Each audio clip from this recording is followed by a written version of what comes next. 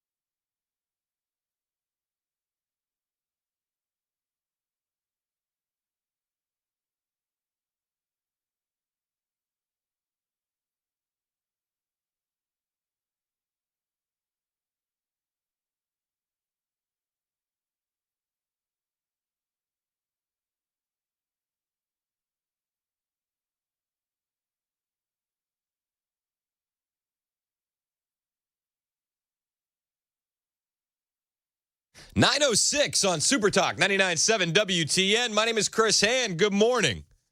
Good morning. We got a heck of a show for you today. Off the heels of what was it an interview or was it a full-on assault on Fox News last night? Kamala Harris was not ready for the moment. I think that's putting it as nicely as I possibly can. And living rent-free in her head throughout the entire interview with Bret Baier on Fox News was none other than Donald Trump. Let me play you some of the highlights from the interview. You ready for the highlights? Donald Trump and Democrats voted. Donald Trump, Donald Trump, Donald Trump, Donald Trump, Donald Trump, Donald Trump, Donald Trump, Donald Trump, Donald Trump, and Donald Trump, Donald Trump. President Biden had a fundraiser debate stage. Let's go back to Donald profits. Trump, Donald Trump, Donald Trump, Donald Trump. You got the picture. Orange man bad. That was the message that she wanted to convey. Yet, what we got was female VP incompetent. That's the message. That's the message I received. I don't know if you were paying attention. I think she was trying to say something enough times where it loses its meaning. Maybe. But Donald Trump has so much standing behind him. I don't think it's possible. I mean, it just, from the jump, the interview was off the rails, and I'd love to get your reaction on it as well at 615-737-9986. But, from the jump, how many illegal aliens would you estimate your administration's released into our country? And she was flustered from then on. How many illegal immigrants would you estimate your administration has released into the country over the last 3.5 years? Well, I'm glad you raised the issue of immigration because I agree with you. It is a topic of discussion that people want to rightly have. And you know what I'm going to talk about. Yeah, but right just now, a number. Do you think it's 1 million, 3 million? Brett, let's just get to the point. Okay, the point is that we have a broken immigration system that needs to be repaired. 30 seconds in, she hasn't answered the question. There's about 2 minutes left in this audio clip. Do you think she's going to answer the question? Of course, she's not going to answer the question. She's going to ignore the question every step of the way. And she did this with pretty much every question Bret Baier threw at her. So your Homeland Security Secretary said that 85% of apprehensions. I'm not finished. We have it's a an rough immigration estimate of 6 million people that have been needs to be- released into the country. And let me just finish. I'll get to the question, I promise you. I was beginning to answer. And when you came into office, your administration immediately reversed a number of Trump border policies. Most significantly, the policy that required illegal immigrants to be detained through deportation, either in the U.S. or in Mexico.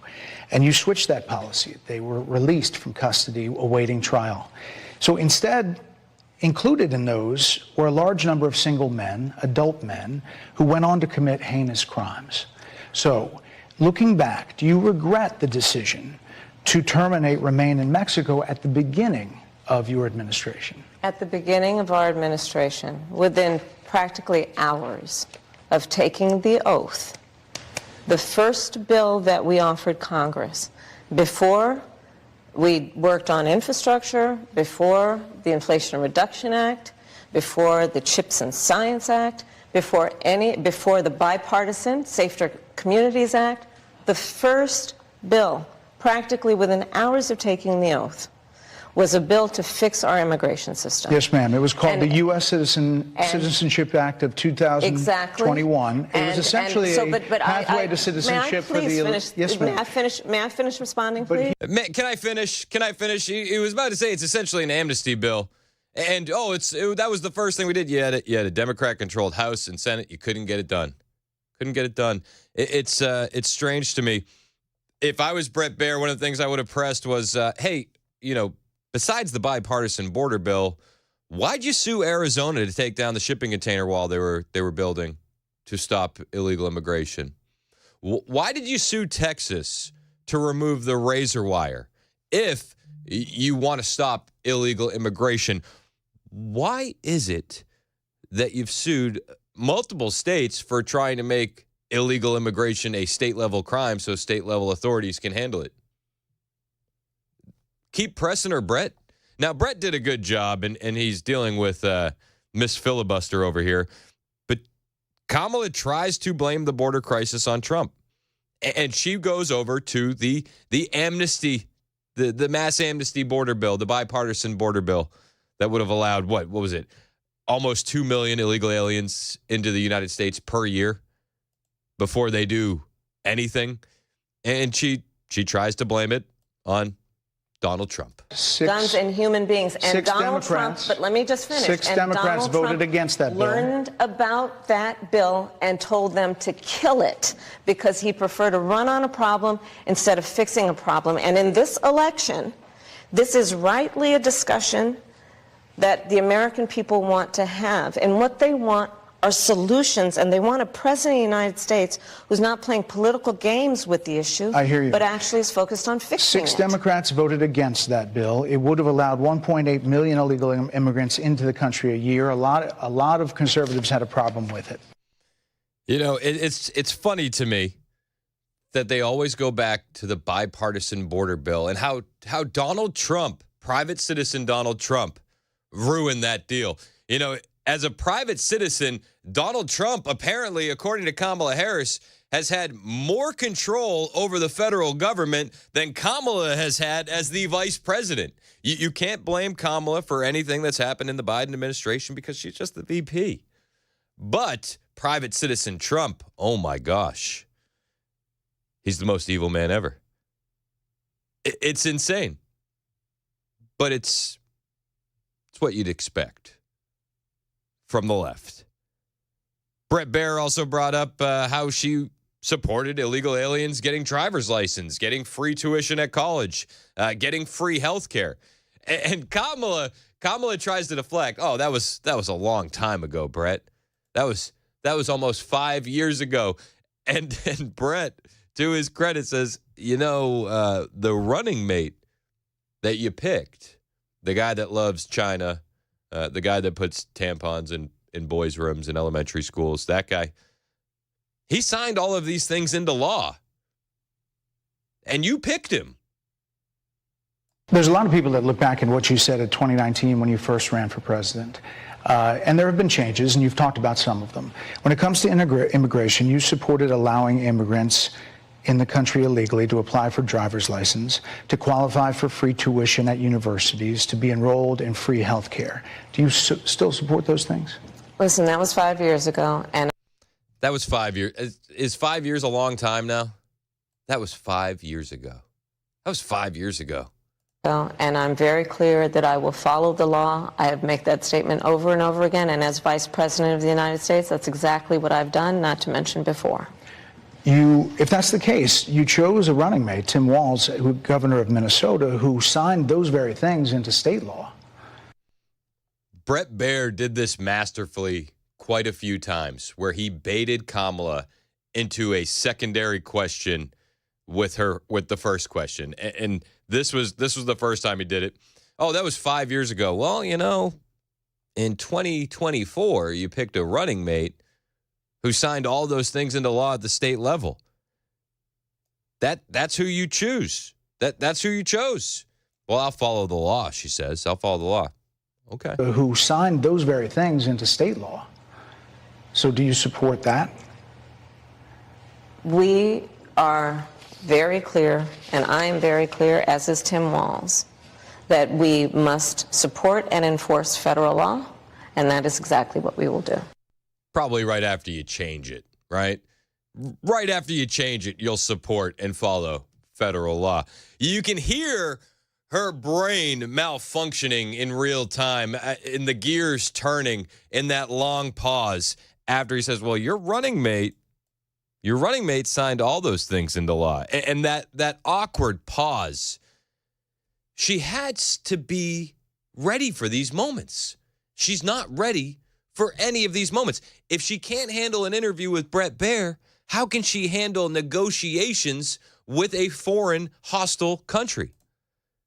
She can't even process the question because she wasn't ready for it. She had to have known that this was going to come. How is she not prepared for this? And as Vice President of the United States, that's exactly what I've done, not to mention before.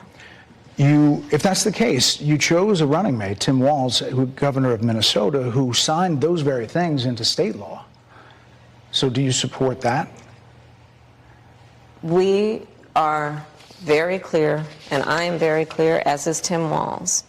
You can hear the long pauses, the waiting, and almost the AOL dial-up tones in the background, if you listen closely, of her trying to figure out what her answer is going to be there. She doesn't have a good answer. Well, we'll follow the law. We'll follow the law. Bret kept pushing her on the border, as he should. And she just wasn't ready for it. She wasn't. You said repeatedly that the border was secure. When in your mind did it start becoming a crisis? I think we've had a broken immigration system transcending, by the way, Donald Trump's administration, even before. It's so brilliant the way he lays it out. You've said so many times that the border was secure. When did it become a crisis? When did it become a crisis? Well, hey, the immigration system's been broken for a long time, even transcending Donald Trump. Let's all be honest about that. I have no pride in saying that this is a perfect immigration system. I've been clear, I think we all are, that it needs to be fixed. I love it. She says, I've been clear. But you see, the issue was for 3 years, you told us the border was secure. That you told us over and over and over, the border is secure. Constantly. Without fail. When did you realize that it was a crisis? When did you realize it was a crisis? I mean, this is 2022. Would you call the border secure? The border is secure. You're confident this border is secure? We have a secure border. That was in 2022 with Chuck Todd on NBC. We have a secure border. When did you realize it was a crisis? It must have been after 2022, right? But now she's saying, no, it transcends. It transcends even Donald Trump. It's been broken forever. It was never secure. But you guys told us for years, while you were ripping down the Donald Trump policies that were effective, while you were suing states for trying to remedy their own border situation, that it was secure. It is my testimony that the border is secure. We have a secure border in that is a priority for any nation, including ours and our administration. We have taken unprecedented action over the past year and a half to secure our border. And we have a process in place to manage migrants at the border. We're working to make sure it's safe and orderly and humane. The border is closed. We agree that the border is secure. We're executing a comprehensive strategy to secure our borders. One of our highest priorities is to ensure that we have a secure border, and that is what we are doing. The border is secure. We dealt with that for years. And then when they realized that they needed to do something in order to win an election, it became the Republicans' fault. This woman is not a serious candidate. This interview may have been the worst thing that could have happened to her candidacy. Honestly, she wasn't ready for it. And then she just claims absurdly how she is going to keep us safe if she's elected. How the safety of the American priority and the border is the safety of the American people and the border is going to be one of the highest priorities. I have spent a significant part of my career going after people who present a threat to the safety of the American people and cross our border with the intent of doing us harm and cross our border illegally. And I will do that work as vice president. I take that work quite seriously. She's so flustered there. She even says, I'll do that work as vice president. It's like, well, you're vice president now. You're running for president. That's how flustered she was with Bret Baier. But she says, the safety of the American people, that's my highest priority. You've released thousands of murderers, rapists, killers, gang members into our country. They're taking over apartment complexes. Oh, only a handful. Only a handful. No big deal. NBD. But she laughably claims that the safety of us, that's a priority. Unreal. I got more from this interview on the way.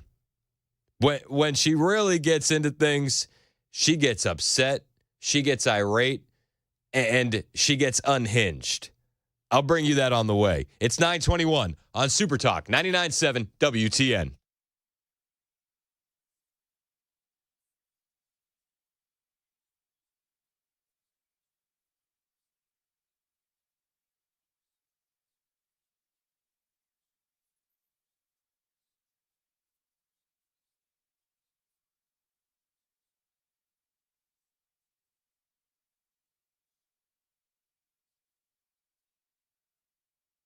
Did you know you're overpaying for your health and wellness products? With over 20 company-owned brands offering its members vitamins, supplements, wellness, and skincare products, you're able to save up to 70% off retail. Members Nutrition can't change your life, but we can change the way you live.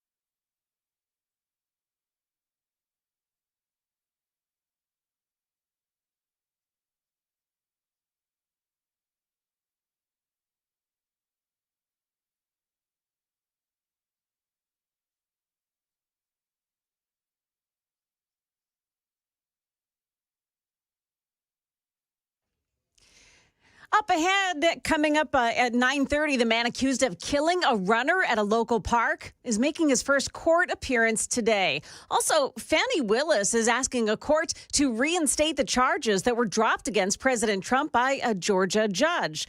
Those coming up momentarily on Super Talk 99.7 WTN. Thank you, Joan Jones. 926 on Super Talk 99.7 WTN. My name is Chris Hand. I love the hate texters. 4559 texted in. I said call in. 615-737-9986. Just call. I'll put you on the air. Because listen to what this person says. Hey, Chris, you're in a cult if you think Kamala didn't slay that interview. Oh. She was concise, firm, positive, presidential, smart, and has a plan for the next 4 years. She was prepared and calm. Did we watch the same thing? Did we? I don't think you watched the interview that I watched, because she was anything if presidential, calm, smart, calm. She was ridiculous.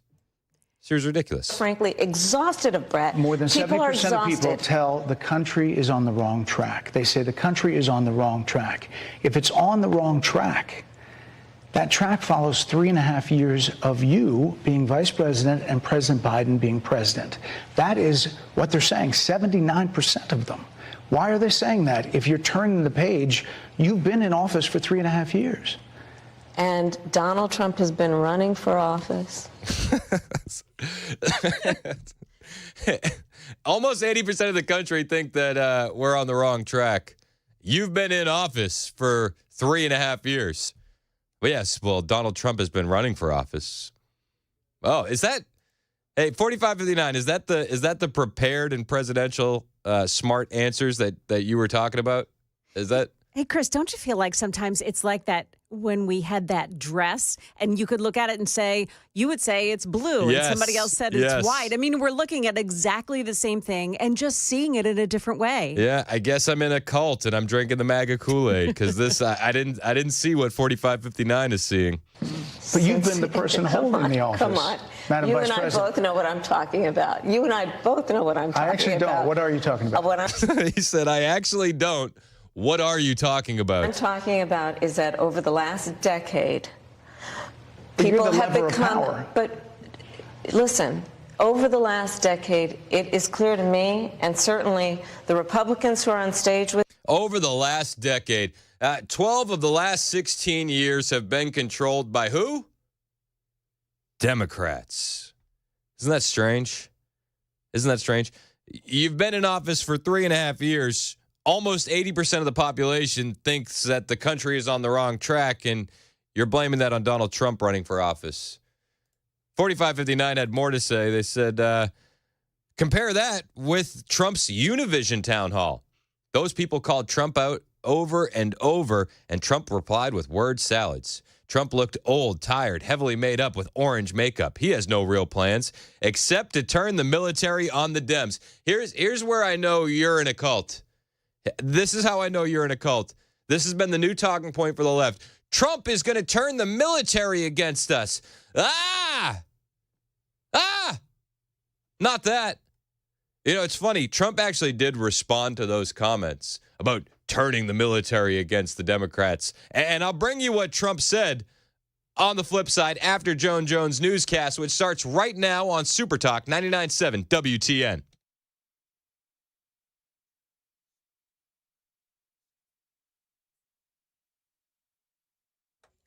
Well, good morning. It's 9:30, and I'm Joan Jones with the latest headlines. A local running club dedicated their usual Wednesday evening run to the memory of Alyssa Lockett. She is the woman who was out running at Antioch's Greenway when she was attacked and shot to death.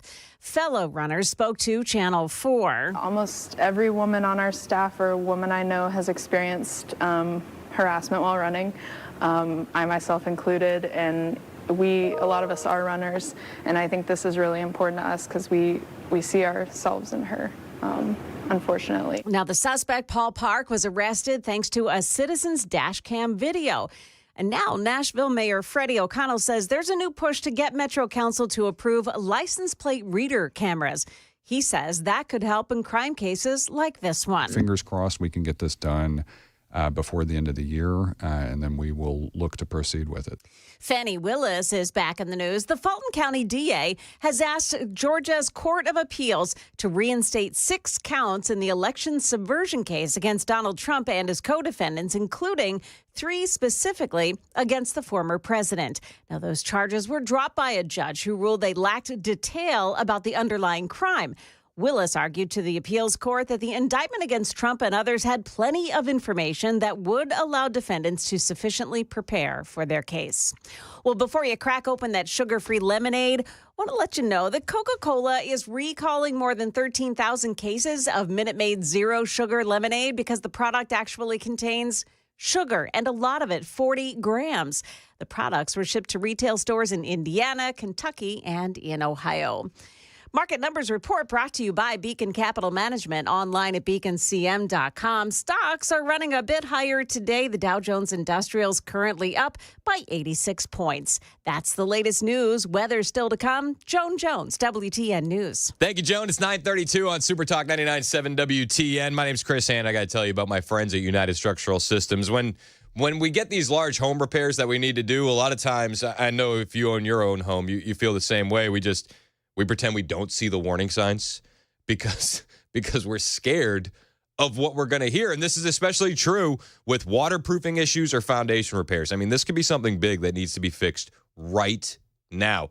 Or it could be a small problem that's only going to get bigger if we do nothing. Or it could be nothing. Bottom line is we don't know, and we certainly don't want to be sold something we don't need.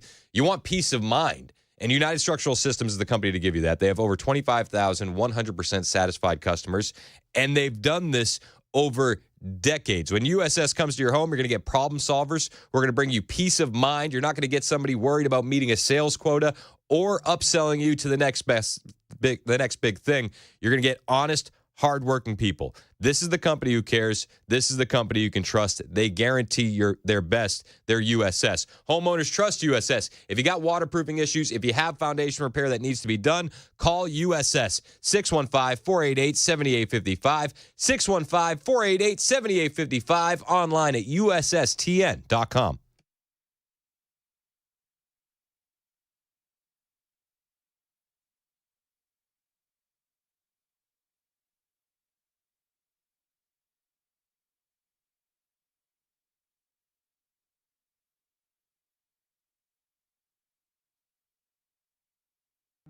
Hey, what's up, guys? It's Matt Murphy in the middle of downtown Franklin, Tennessee. We've talked so much about Savory Spice. I thought, why not show you the place? So let's go on in and see what's popping at Savory Spice. As I've always said, you will smell the spices even before you walk in. I can smell them right here in the doorway. Come on in and let's introduce you to the one and only Holly, who is the owner and proprietor of Savory Spice. Say hey, Holly. Hello, everyone. Now, enough about Holly. Let's talk about spicy and easy products like the incredible taco soup, which, as I said, you put this in a crock pot, you put all the ingredients that it tells you to buy right there, you put the spices in, and it's so easy. So if you don't know what you're doing around the kitchen, it's a perfect way to find your way around the kitchen, as is the Mediterranean dill risotto. Now, for the holidays, pumpkin pie spice. What doesn't it have, Holly? Pumpkin. Doesn't have any pumpkin in it. That's a fun fact for all of you kids out there. Now, if you stop by Savory Spice, either in the Franklin location or at L&L Market, you can get yourself a sample of the dill dip, which is my absolute favorite. Just tell them Matt Murphy sent you to Savory Spice with purchase now. So come by Franklin or L&L Market in Nashville and come see Holly and the entire crew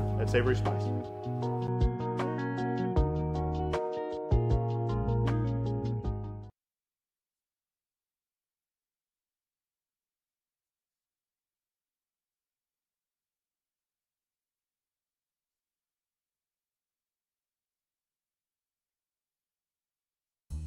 The dual power of radio and digital advertising on Super Talk 99.7 WTN has always delivered for our local advertisers.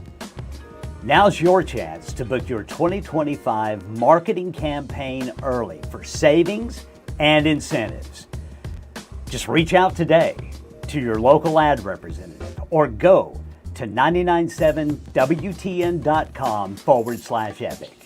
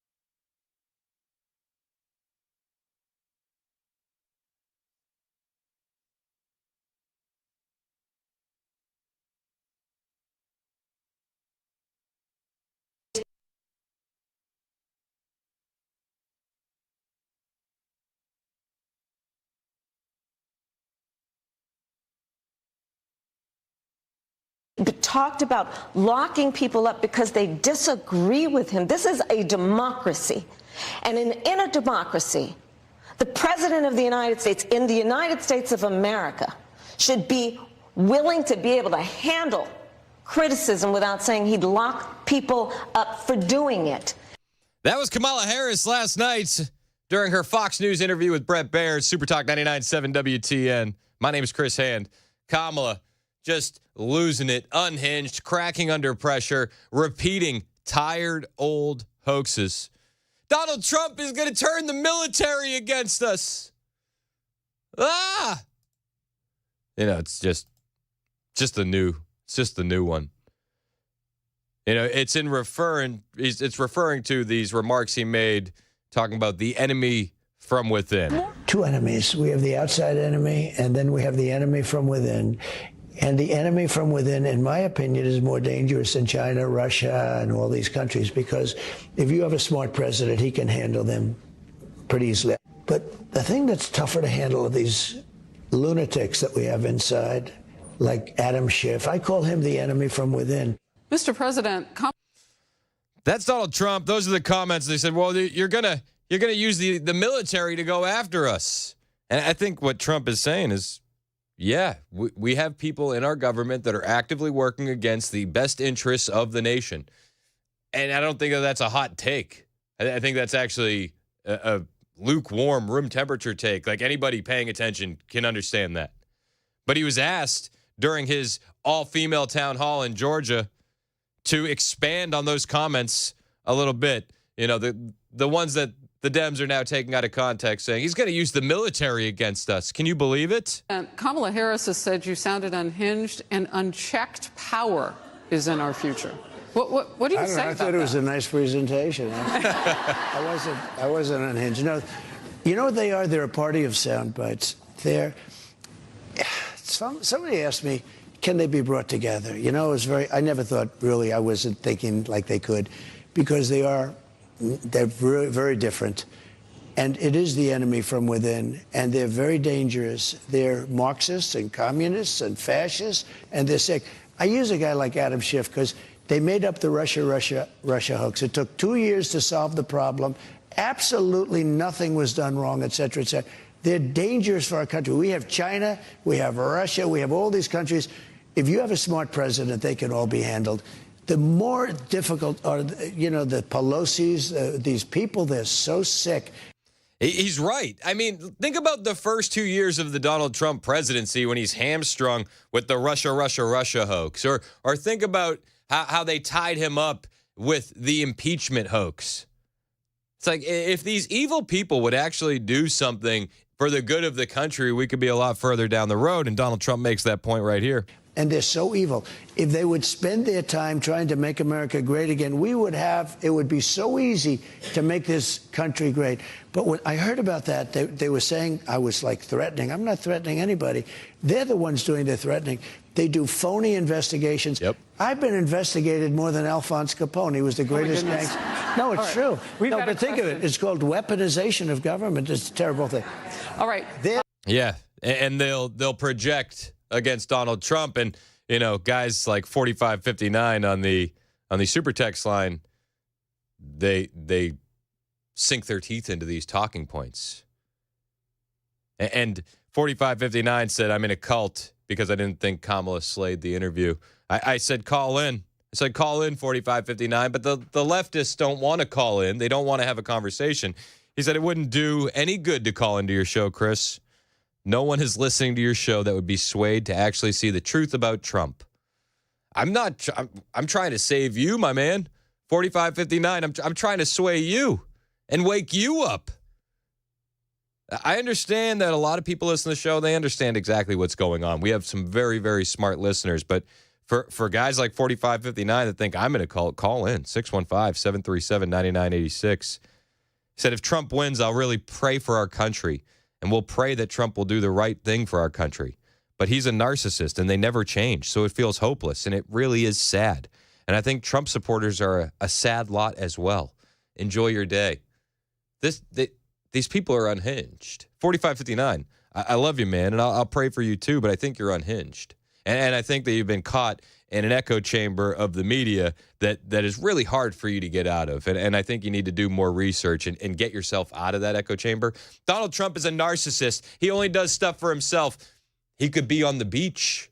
He wouldn't be dealing with these lawsuits. He'd be spending time with his grandkids. Donald Trump is a narcissist. He only cares about Donald Trump. He took $0 of a presidential salary while he was in office. He gave us a booming economy, no new wars. What are you talking about? Honestly, are you listening to yourself? Or are you just regurgitating leftist talking points? Because when I read your text, 4559, all I see are regurgitated leftist talking points. No original thoughts. None. But you tell me Kamala did a great job. She slayed the interview. Slay, queen, slay. I don't know. I missed it. I missed it. And she had opportunities where she could have really distanced herself from Joe Biden, but she didn't. She didn't. She was woefully unprepared. She should have known that these questions were going to come up. It's interesting you said turn the page, Madam Vice President. You were asked on 2 different shows last week what, if anything, you would do differently than President Biden. Here's what you said. Would you have done something differently than President Biden during the past 4 years? There is not a thing that comes to mind in terms of, and I've been a part of most of the decisions that have had impact. Under a Harris administration, what would the major changes be, and what would stay the same? Sure. Well, I mean, I'm obviously not Joe Biden. I know. And so that would be one change in terms of, but also I think it's important to say with, 28 days to go, I'm not Donald Trump. So you're not Joe Biden, you're not Donald Trump, but nothing comes to mind that you would do differently? Let me be very clear. My presidency will not be a continuation of Joe Biden's presidency. This is a moment where she has a chance to really separate herself from Joe Biden. She couldn't do it on The View. She had a disastrous interview on The View. She has an opportunity here to correct that. And like every new president that comes into office, I will bring my life experiences, my professional experiences, and fresh and new ideas. I represent a new generation of leadership. I, for example, am someone who has not spent the majority of my career in Washington, D.C. I invite ideas, whether it be from the Republicans who are supporting me, who were just on stage with me minutes ago, and the business sector. It's a weird flex. I didn't spend most of my career in Washington. We elected a guy that didn't spend any of his career in Washington in 2016. And I think we elected him again in 2020, but we know how that worked out. She's stealing Trump's talking points. She can't do anything. And she says she's a new generation of leadership. She's going to bring new ideas. So she's essentially saying that what she did to San Francisco, she's going to do to the country. And if you're looking for a new generation of leadership, why not turn to a generation of leadership that ruined one of the greatest cities in the country? Eric Trump was on with Laura Ingraham reacting to this interview. And listen, I know it might be early. I guarantee you Eric Trump is going to do something massive in politics one day. And when you hear him talking about what Kamala Harris and her generation of leadership looks like in this clip, tell me that this guy doesn't sound like a future president. Laura, her generation of leadership destroyed one of the greatest cities in America, which is San Francisco.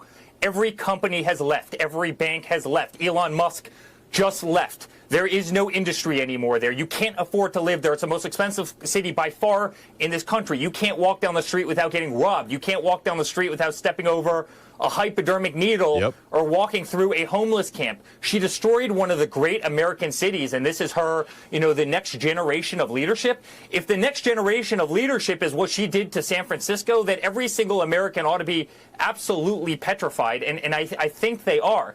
The other question she couldn't answer, Laura, is why didn't you blow the whistle on Joe Biden? I mean, you were with him every day for a period of 4 years. You lied to the American people over and over and over, said that he was a wonderful president, that he had his cognition there. Clearly, the guy does not have. Why did you lie to the American people? Well, she lied to the American people because she hates the American people, and she doesn't like this country at all. That's the only thing I can come up with.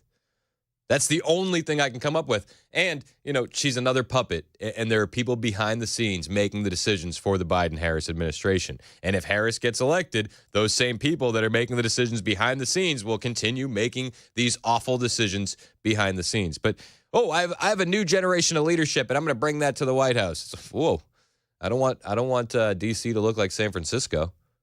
I don't want San Francisco to look like San Francisco currently. It's a mess. One of the things Eric brought up, though, was that moment where she could have distanced herself from Joe Biden. She didn't. She could have laid out when she understood that Joe Biden wasn't up for the job anymore, but she didn't. She actually refused to acknowledge Joe Biden's cognitive decline. And this is one of the things that Bayer does, which I thought was great. He lists out all these new talking points against Trump, right? That he's mentally unstable, he's unfit, he's got the dementia. He baits her in, and then he flips it on Joe Biden in this. And Bayer did this a couple times during the interview, the bait and switch, and he actually did a fantastic job at the bait and switch. You call Donald Trump, he's misguided. You say now he's unstable. He is unstable, Brett. He's not. And Kamala's nodding along. She's like, yep, you're right, Brett. You're right. He is. He's unstable, Brett. You say now he's unstable. He is unstable, Brett. He's not well. You say he's mentally not stable. He's not stable. Let me ask you this. You told many interviewers that Joe Biden was on his game, that ran around circles on his staff. When did you first notice that President Biden's mental faculties appeared diminished? The look on her face when Bayer executes the bait and switch should be hanged in the Louvre. Like, it's art. It's art what Brett Baer just did right here. Notice that President Biden's mental faculties appeared diminished. Joe Biden, I have watched from the Oval Office to the Situation Room, and he has the judgment and the experience to do exactly what he has done in making very important decisions on behalf of the American people. There were no concerns raised? Brett, Joe Biden is not on the ballot. I understand. And Donald Trump but is. You talked about it. And Donald Trump After George Clooney said within a few minutes of talking to President Biden at a fundraiser that he thought this was not the same Joe Biden that we saw on the debate stage. Donald Trump is on the ballot. I understand. You met with him at least once a week for 3.5 years. You didn't have any concerns? I think the American people have a concern about Donald Trump, which is why the people who know him best, including leaders of our national security community, have all spoken out, even people who worked for him in the Oval Office. Oh, yeah. The people that he fired have negative things to say about him. Isn't that weird? Weird. The bait and switch by Brett Baer was masterful here. And she is flustered and unprepared. How is she not ready to answer that question?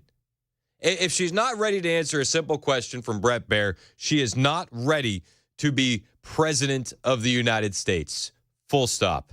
It's 9:51 on Super Talk 99.7 WTN. My name is Chris Hand, and I got to tell you about my friends at the GlockStore. They are one of our main sponsors, our stage sponsor for our election night watch party, which is happening at the Wilson County Fairgrounds in the Ag Building, and we want you there.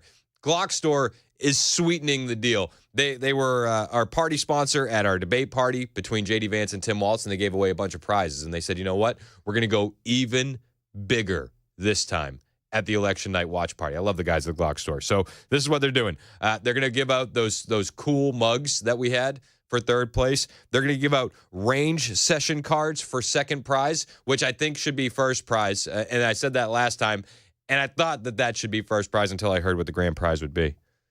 Do you want to know what the grand prize is that the GlockStore is giving away at our election night watch party? Whew. It's a doozy. It's gorgeous. It's a Trump Take America Back Glock 19. I'm not kidding with you. I'll tweet out a picture. It has Trump on the side. It's got Trump's picture. It says Take America Back. This thing is gorgeous. I wrote back to the guys at the GlockStore. I said, it's beautiful. Murphy was on the email chain. He said, that thing's purty.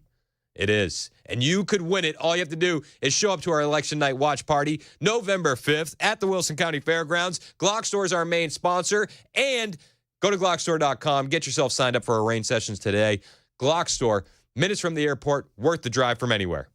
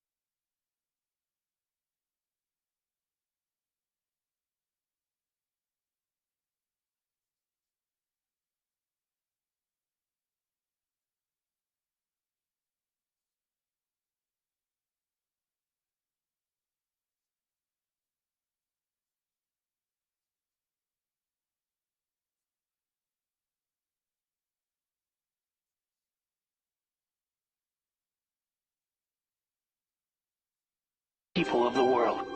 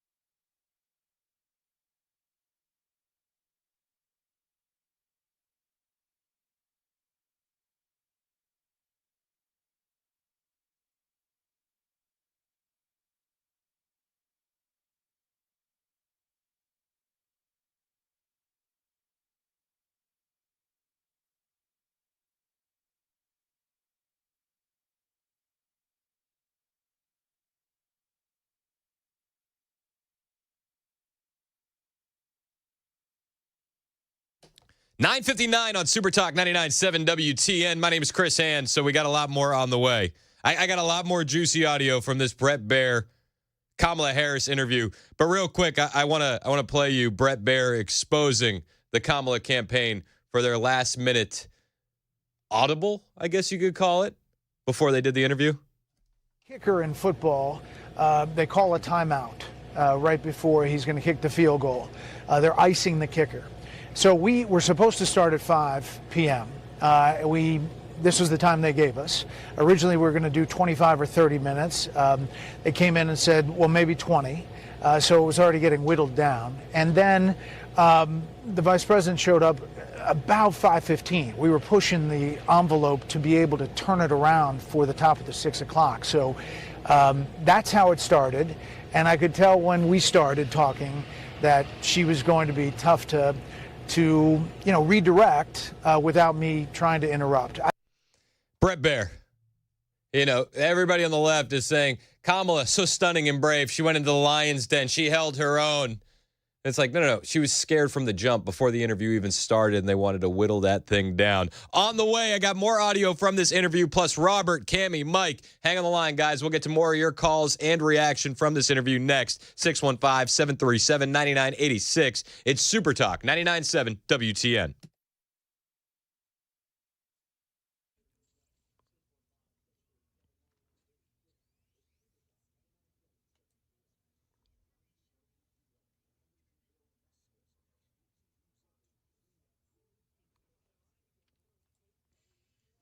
Well, good morning. It's now 10 o'clock, and I'm Joan Jones with your top stories. We're all the way up to 53 now. We'll get a high today of around 66 degrees. Want to let you know of some trouble spots on the roads. 24 westbound lanes. An overturned vehicle is blocking the left lane at Maxey Road. That's exit 19. Also this morning, a crash at the off-ramp of 40 eastbound to southbound I-65. That's the 210B exit. The left lane on that off-ramp is also blocked by that accident. We've got more coming up in just ahead. Well, a court hearing is scheduled for today for Greenway murder suspect Paul Park. He's the man charged in the murder of Alyssa Lockett, who had been exercising on a trail when Park reportedly started following her. Lockett was heard yelling that a man was trying to rape her before she was shot in the head. Park was identified using a bystander's dash cam video. Israeli Defense Forces now investigating whether Hamas leader Yahya Sinwar has been killed during an IDF operation in Gaza. This is the man that masterminded the most horrific attack on the Jewish people since the Holocaust. So it would be a huge moment for Israel. But like I said, we do not know if this is in fact him. And the Hamas operation in Gaza is a lot bigger than any one man. You only need to look at what's been going on here in Lebanon to see Hassan Nasrallah killed, and yet the operation continue with its fight with Israel. That's ABC's James Longman reporting from Beirut. Now, the reports say no hostages were in the area where Sinwar was reportedly killed. The state of Florida is suing the Biden administration over what it says is a refusal to verify immigration records so the Sunshine State can remove non-citizens from voter rolls. A similar lawsuit has been filed by the state of Ohio. The special commission investigating the attempted assassination of former President Donald Trump in Butler, Pennsylvania over the summer has released a report that faults the Secret Service for mistakes at the scene and deeper systemic issues. Report by a bipartisan panel of former Homeland Security and law enforcement officials finding the Secret Service has become bureaucratic, complacent, and static, even though risks have multiplied. Then perhaps the most damning statement calling for reform, saying that without reform, another Butler can and will happen. ABC's Chief Justice Correspondent Pierre Thomas. And the New York Times plagiarism consultant Jonathan Bailey says the allegations against Vice President Kamala Harris are more serious than he initially believed, calling the instances of plagiarism problematic, but he denies that they were done with malice or malicious intent. In some cases, Kamala Harris was found to have lifted paragraphs from Wikipedia. Bailey says it's not even a reliable source. That's the latest news. Weather is next. I'm Joan Jones, WTN News. The guaranteed offer is the easiest way to sell your home. It's really simple. We bring you an all-cash offer. You close in as little as 21 days. No home inspections, no lockboxes, no open houses. Go to markspain.com to get a guaranteed offer and start packing.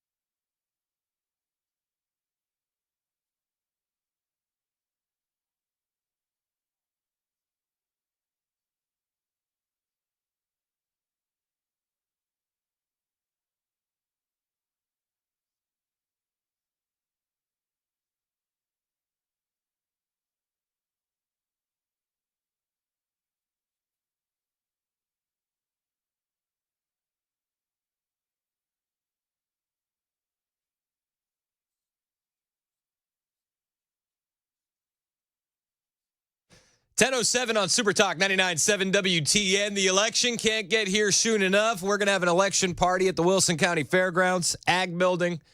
We want you there. Free to come, free to play, free to party.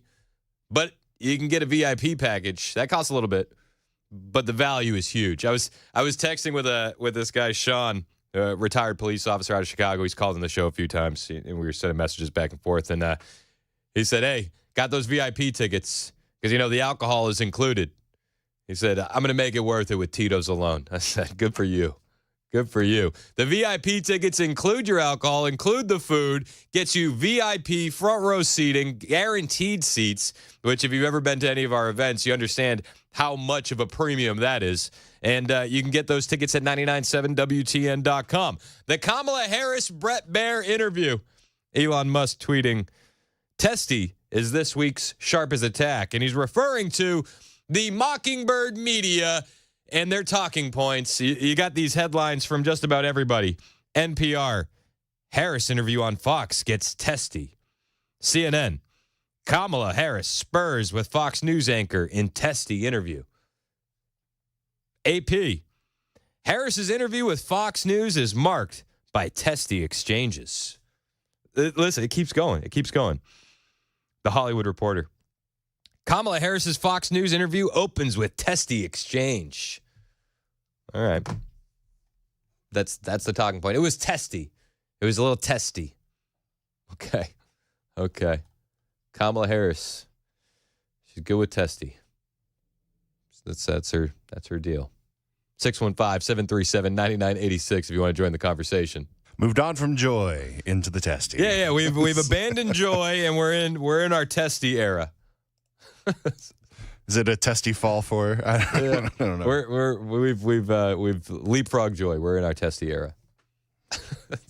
What an era to be in. That's I would not the one I would have gone with. But. I think she's in like her unhinged lunatic era. Crying in her pantsuit era. Yeah, she had that little alcoholic on stage phase for a little bit. Yeah, she had right the before alcoholic era.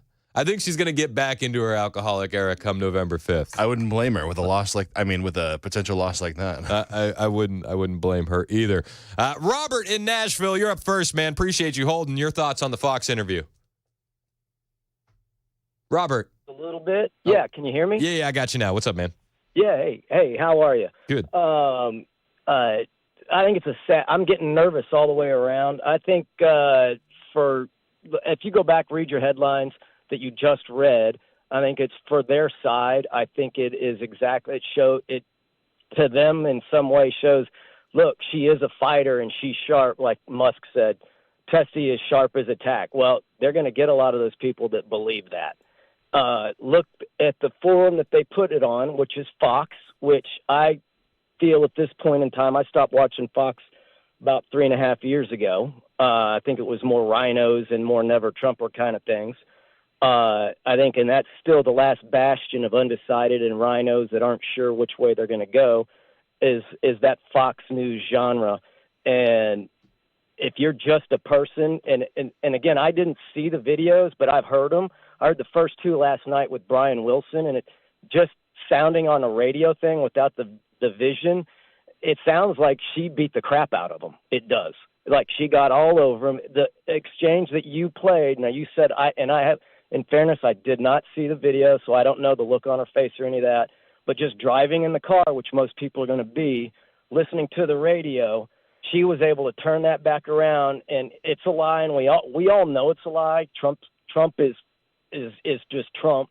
But all this cognitive decline, and he's unstable and unhinged and all that, she's able to turn that around. And the question was, when did you know about Joe Biden?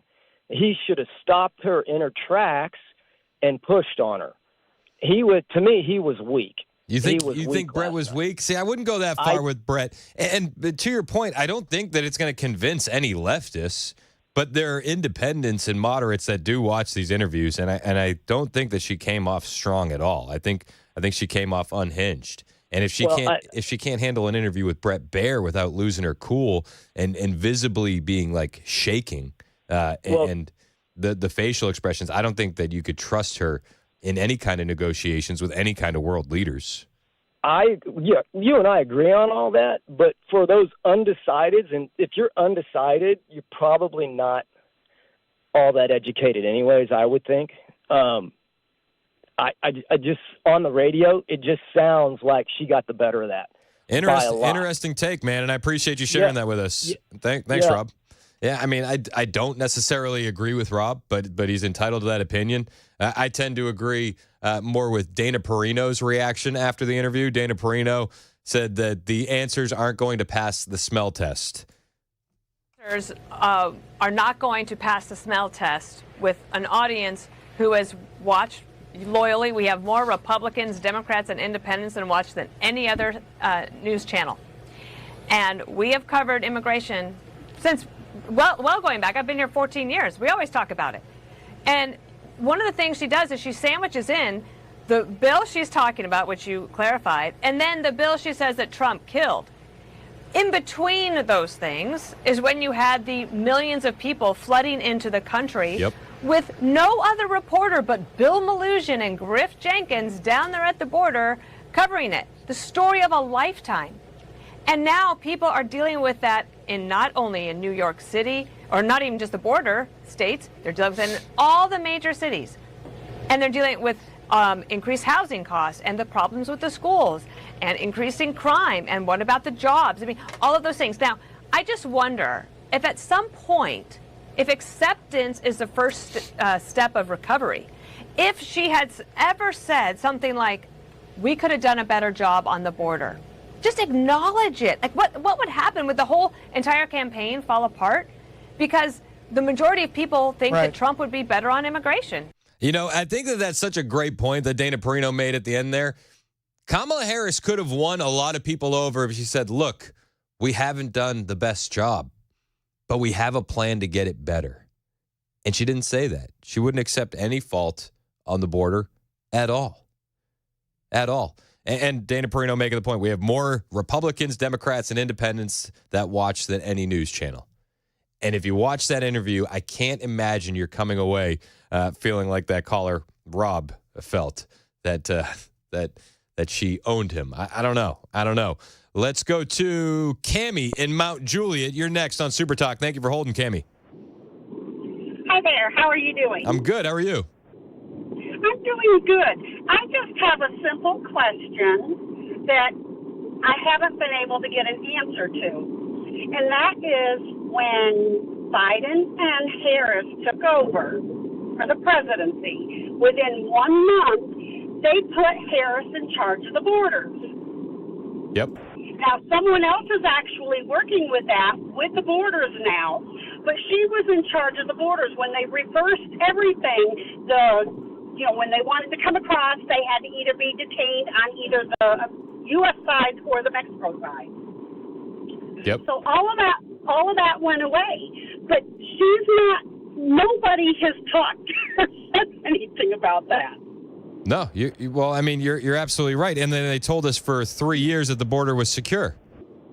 Yes, and her take on this, she said it's so secure, but she was the one that reversed everything. She was the one that did a lawsuit against Arizona and their wall going up. Yep. I think it's Arizona. Yep, it was the shipping container wall. She was the one that went through Texas, and she did all of that. They sold all of the metal products that from being torn down. Yep. But no one's willing to talk about. She was actually in charge of the border for the first year and a half before they put someone else there.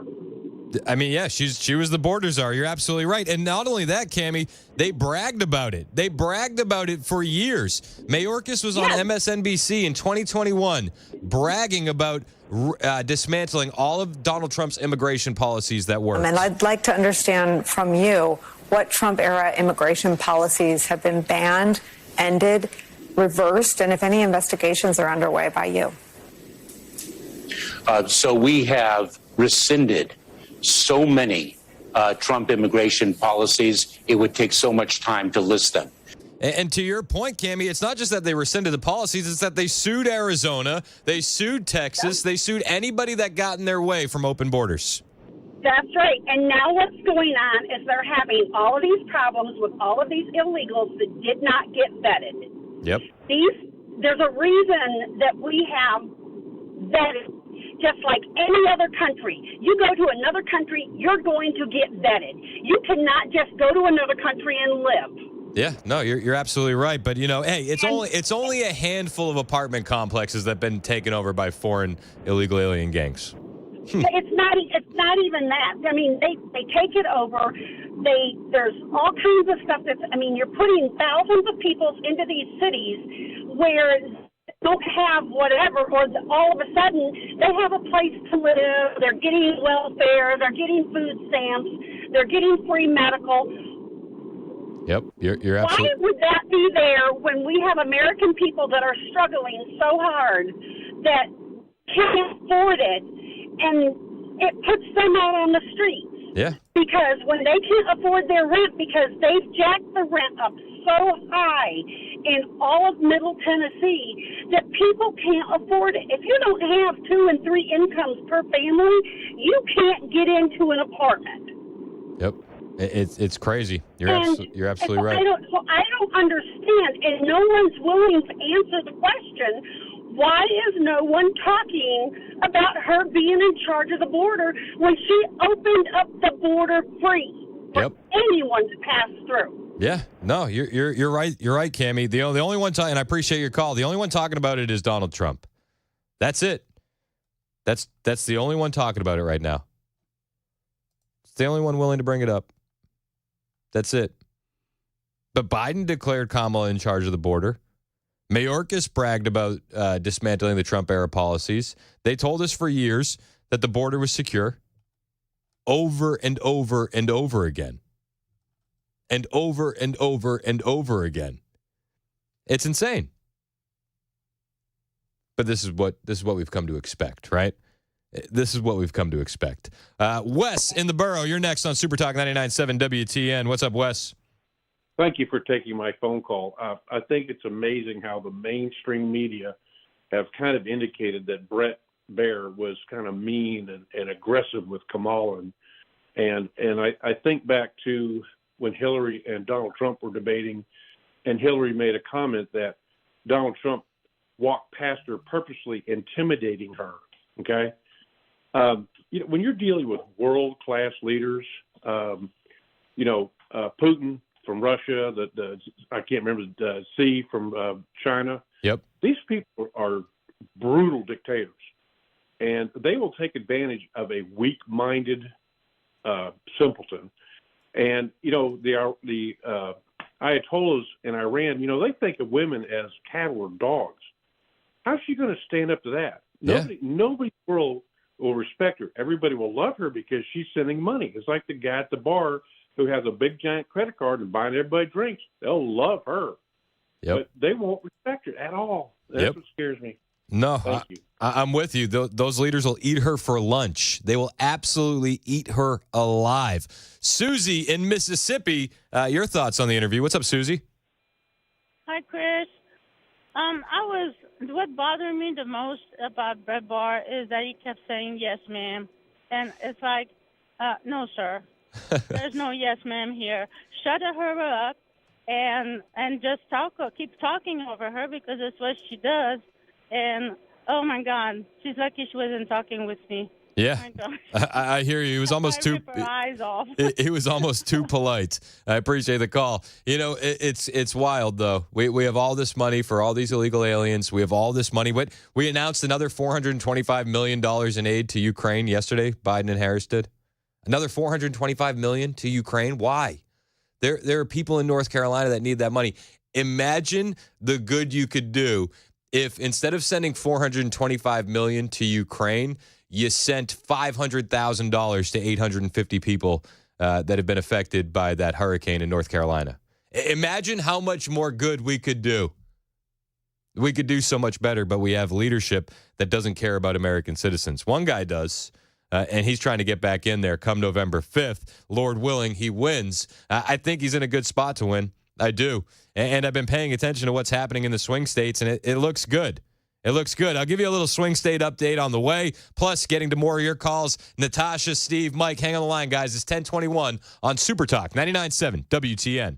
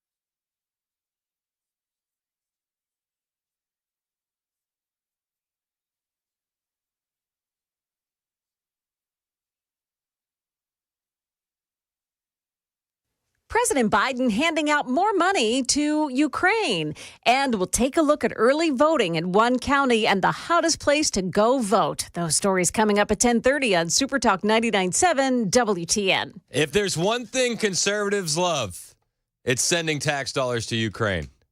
100%. It's one of our favorite things to do. I love doing that. I would write a check personally tomorrow if I had the opportunity. Like, keep that opinion to yourself. Don't speak for all of us. We love sending money to Ukraine. I don't like this "we" thing. It sounds a little too Viva Ukraine. It sounds a little too communist to me. Who doesn't love sending their tax dollars to support somebody else's backyard? You know what I mean? Not our own. Yeah, dude. It's not like anybody here needs it. Yeah. I mean, we got the money for the illegal aliens, right? So we're set. We're covered. We're good. Super Gucci. Yeah, as long as the visitors coming into our country have plenty of money, we're good. Let's send it out. The newcomers are taken care of. The newcomers. Such a joke. It actually infuriates me. Like I said it a minute ago, $425 million to Ukraine. Imagine if we sent, $500,000 to 850 people in North Carolina. Right? Yep. $250,000 to 1,700 people. Yeah, it would do wonders. It'd be life-changing. Wonders. But they won't. Because they're Americans. Yep. Weird. I'm going to start claiming that I'm from, what's a good country that you think they would give me money for? I mean, there's a few. I think I'm going to go to Colorado for a little bit. you could be Lebanese. Yeah? Yeah, we got money going to Lebanese. We're letting them in now. Biden just announced this. Hold on. They're granting 18-month special immigration status to Lebanese nationals in the U.S. Yeah, so coming to a community near you. Not the movie I want to see. No, it's and it's what's going to come with that, right? Oh, for sure. It's like going to be free rent, free food, free phones. It's just insane. The entire thing is insane. Kamala Harris didn't have any answers for anything yesterday during that interview with Bret Baier, and I'm getting your reaction on it. Betty in the borough, you're next on Super Talk. What's up, Betty? Hey, Chris. I listen to you all the time. I appreciate you. Thank you. So, she went and visited the border, and, she's kind of, they turned her mic off, I think, because they didn't want what was being said aired. So, I was just wondering what she thinks now that the Border Patrol has come out and endorsed Donald Trump after her going down there and visiting the border. So she knows where they stand now, right? Yep. So I just wonder, what's her thoughts on that? I would love to know her thoughts. Like, that had to have been a slap in her face, Yeah, it is a slap in the face, but you can't blame them at all. For not supporting Kamala Harris. I mean, these guys have been dealing with just a ridiculous workload from this woman, and it's not a shock. It's not a shock to anyone. I don't even think Kamala Harris is actually shocked by it at all. But she was asked a lot about the border, and we'll get to more of that audio on the way. Betty, I appreciate your call. The fact that the Border Patrol came out and endorsed Donald Trump was something that came up, and you know what Kamala Harris said? She said, I get it. I get it. I'll play you that audio when we get back. It's 10:30 on Super Talk 99.7 WTN.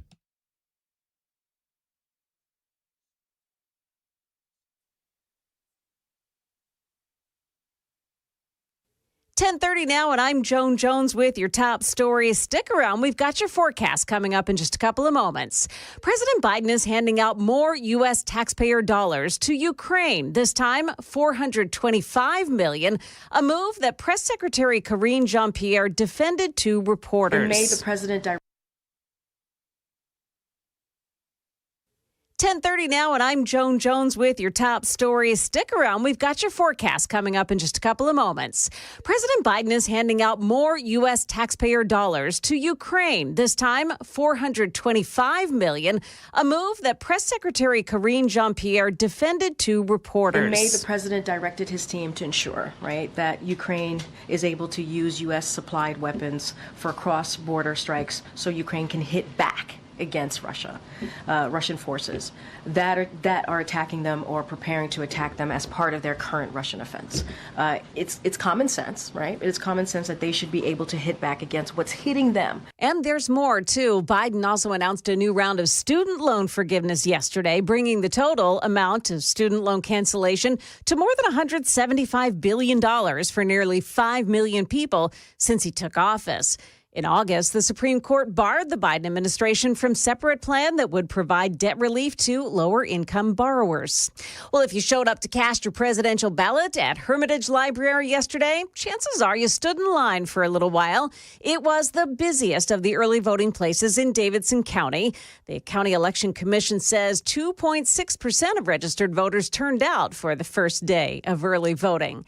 If you need a lift to get to your polling place, Lyft says it'll cut its fee in half to take you there. Use the code VOTE24 on the app to take advantage of the special. Lyft says it is aware that people who don't have cars are less likely to vote. That's the latest news. Weather is next. I'm Joan Jones, WTN News.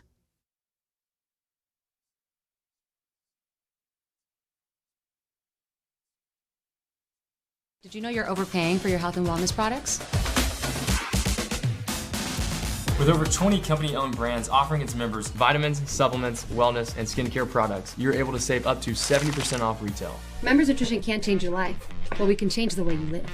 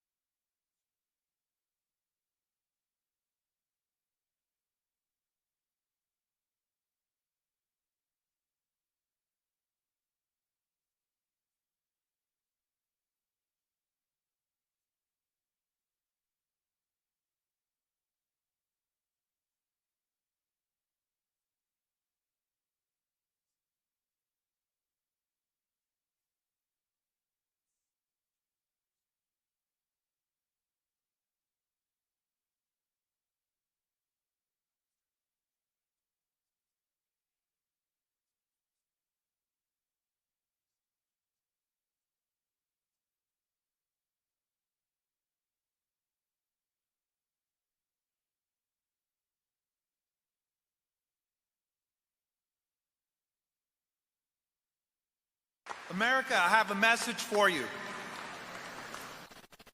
If we allow Border Czar Harris to win this election, every city, every community in this great country is going to go to hell. The untold millions of people, unvetted, who she has allowed into this country that are committing murders, rapes, robberies, burglaries, and every other crime will continue to put our country in peril. Only one man can fix that. That is Donald J. Trump. That was the Border Patrol Union last week endorsing Donald J. Trump in Arizona. You know, Kamala, she's tough on the border, right? She's so tough. She's so tough. It's Super Talk 99.7 WTN. My name is Chris Hand. And the Border Patrol Union, with over 16,000 members, officially endorsed Donald Trump. They had more to say.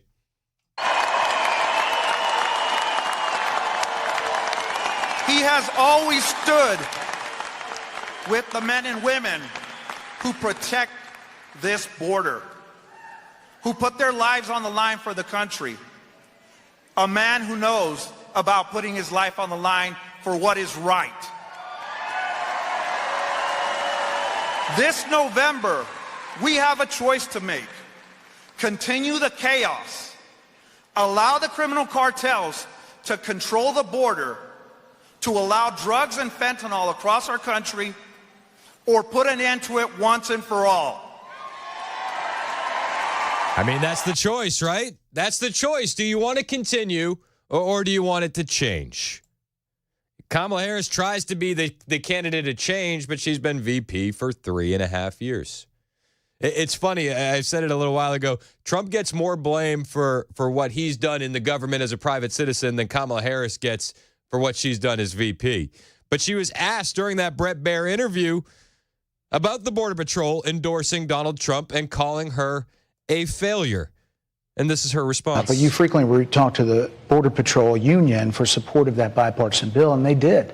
They supported it. But they also just endorsed Donald Trump and said, you've been, quote, a failure with border security. Yikes. Why do you think they said that? I think they're frustrated, and I get it. I don't know if that's the best answer. They're frustrated. I get it.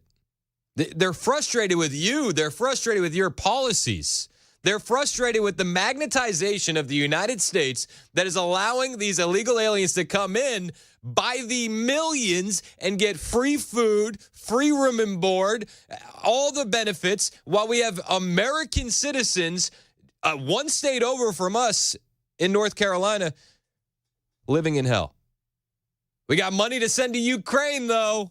We got money for that. We got money for illegal aliens. We're gonna let some Lebanese immigrants come in. Got a little 18-month special status coming up. People are sick of it. They want support. Yes, and we're not getting it from this administration. We're not going to get it from a Harris administration, which would be a continuation of these failed policies. It's insane. Natasha in Spring Hill wants to talk about Arizona politics. What's up, Natasha? Hey, so I just got back from a week-long trip in Arizona, and going out there, I truly expected to see that there was going to be a lot more people for Kamala than what we actually saw. So I have a family member out there who called my grandma and was telling her that she knows that she is voting for Kamala, and she's trying to tell everybody that to vote for Kamala. So with that, I was really expecting to see that was the most popular thought process out there, but that was absolutely not the case at all. We traveled all over Arizona, and the reason why I'm calling in today is because it was so refreshing for us to see, and it really calmed a lot of our nerves about this election because Arizona is a swing state, and so we got with the trip that we did, we traveled from Phoenix all the way to the northern Arizona Utah line, and just went a lot of different places. And what we did see was that the Harris campaign, they're definitely putting a lot of money into Arizona with their advertising. So a lot of billboards and TV ads and things like that. But the people themselves are really promoting Trump. So with the signs in the yards and places like Sedona, which I assumed was very liberal, there were stores that were carrying Trump shirts and Trump stickers and people wearing Trump shirts and MAGA hats and people in Phoenix out canvassing for Trump. And so with that, we saw that, yes, the Kamala campaign is putting a lot of money in it, but it's the campaign. It's not the people. The people are actually, from what we saw, the majority of the people are really for Trump, which was just a huge sigh of relief. I think that the campaign, the Harris campaign, they want us to believe that they have Arizona, and I just don't think they do. Based on I don't think they do. And I have a couple thoughts. First of all, Sedona is beautiful, isn't it? Oh my gosh, gorgeous. Everybody told me it's beautiful, and I had no idea how beautiful until I got there. We went for a vacation there last spring, and we were like looking for places with a view, and we couldn't. We're like, none of the reviews had great view, and we realized when we got there it's because everywhere is the view in Sedona. But I'm pretty close to Arizona, right? Like I know a lot of the guys that are there. I vibe with a lot of them. I do a lot of work with Turning Point USA, and I firsthand know that we're out on college campuses with Turning Point USA. We're at Grand Canyon University, Northern Arizona University, ASU. We're down in Tucson. We're up in Flagstaff. We're all over that state, and they are too. The Democrats, they're going to college campuses too.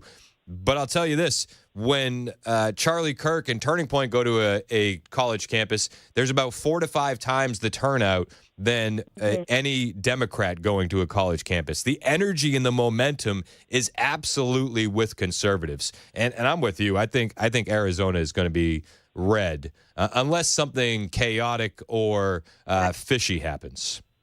Exactly. And I just wanted the Tennessee people to know what we saw firsthand on the ground, that, the Harris campaign is putting a lot of money into advertising, but that's not what we actually saw from the people. From the people, we saw that they're voting Trump. No, I'm with you, Natasha, and I appreciate the call. I appreciate that insight. You know, it's funny. Even mainstream media is kind of parroting what Natasha just said.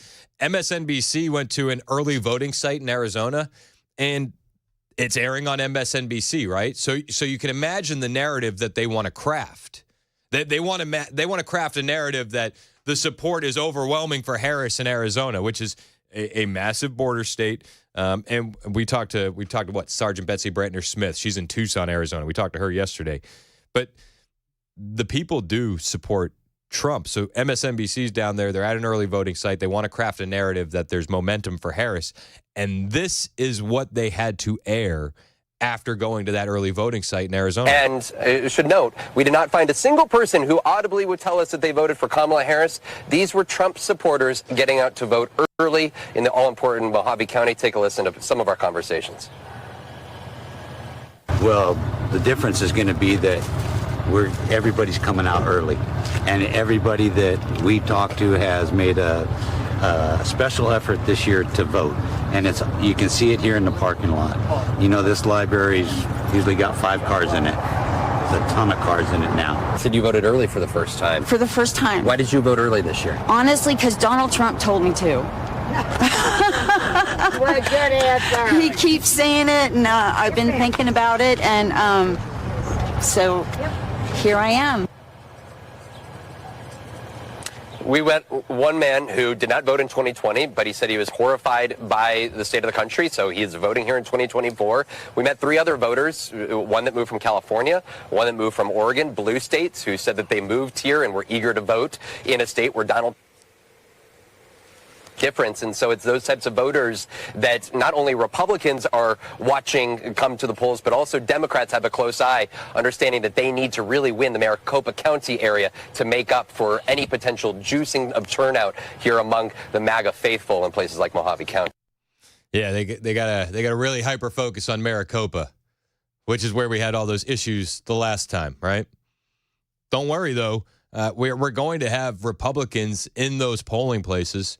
We're going to have conservative poll watchers. We're going to have lawyers in those places this time. And you got a lot of Arizona voters turning out early. Because one of the biggest issues, one of the reasons I didn't even want to move my family to Phoenix when I had the opportunity to, is that wide open southern border. And they're feeling it there, man. They're feeling it firsthand. Every single day. You know, I made the comment to the caller earlier, Sedona's beautiful. It is. It's gorgeous. It's gorgeous. And she made the point, I thought it was going to be more liberal because it's kind of isolated. But in Phoenix is chaotic. Phoenix is full of illegal aliens. And the citizens there are fed up. They're fed up with it. And they're fed up with the way Kamala Harris has been handling the border. They're fed up with the way the Democrats tell us everything's fine, to sit down and shut up and don't worry about it. And then when they do admit it's a problem, they blame it on Donald Trump. People are fed up with that. John in the borough, you're next on Super Talk 99.7 WTN. What's up, John? Hey, Chris. How's it going, man? Good, man. How are you? Good. So here's my question. So they're saying that there's 6 million illegals that have supposedly crossed the border, okay? So let's say half of those were given the pardon. So you've got 3 million people that have come into this country that they have given a pardon to, which by doing that, they have to give them some kind of identification number, okay? Well, these people don't speak English. They don't know our voting laws. They don't know anything about our voting policies. What is to stop the Democrats from taking those 3 million names and those vetting numbers and filling out fake ballots and turning them in for the election like they did in 2020? Well, I mean, I hear where you're at, but they would have to be citizens, right? Like, even if they had all those names and all those vetting numbers, they're still not a citizen. I think that you could still catch it at some point. Right, but they're trying to, in some of the states, they're trying to pass it to where they can vote in federal elections, just not state elections. I mean, it's a real concern, but I would lean on the fact that it's not a secret concern. You know what I mean? Like, if you and I are talking about it, then they're talking about it in the back rooms at the RNC, trying to figure out how they can combat it. Right. You know what I mean? Yeah, I just don't want it to where they're dumping, 20, 30,000 ballots off in the middle of the night like they did before, at these polling booths, and then counting them and letting it go toward our election. I'll just say this. Last time it took people by surprise, right? Those late night drops. I don't think anybody's leaving their polling places, and I don't think it's going to take anybody by surprise. I think people are going to be on high alert for that and looking for it. Good deal. I appreciate it, bro. Hey, I appreciate your call. Let's go to the distinguished gentleman in Lebanon, Tennessee, Calvin. What's up, man?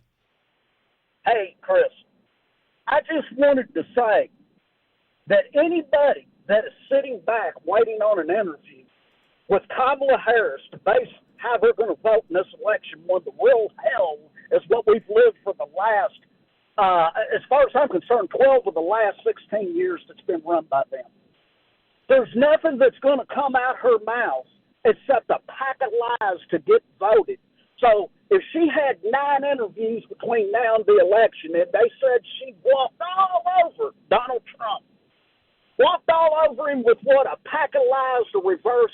I just don't understand what people's waiting on an interview to base their decision on how to vote. Yeah. So, yeah, I'm kind of with you. I think at this point everybody's made up their mind, and it would shock me to find somebody that hasn't. Though you know what, I say that, and then I'm reminded of the moderate that we have that calls from time to time, Pam, and she's been undecided. She calls in every now and again, and she's been undecided every step of the way. Though I tell her all the time, you're MAGA and you don't know it. well, see, I had a lady who told me, I said something about a change of government. Actually, it's my realtor sold me a house 2 years ago.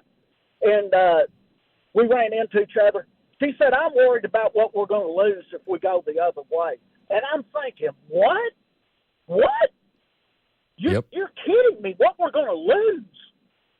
I don't know where you've been for the last 4 years, but I'll see you I'll see you on the 5th, brother. All right, man. I appreciate the call, Calvin. As always, Clay, Jonathan, Steve, we'll get to your calls next. It's 10:51 on Super Talk 99.7 WTN.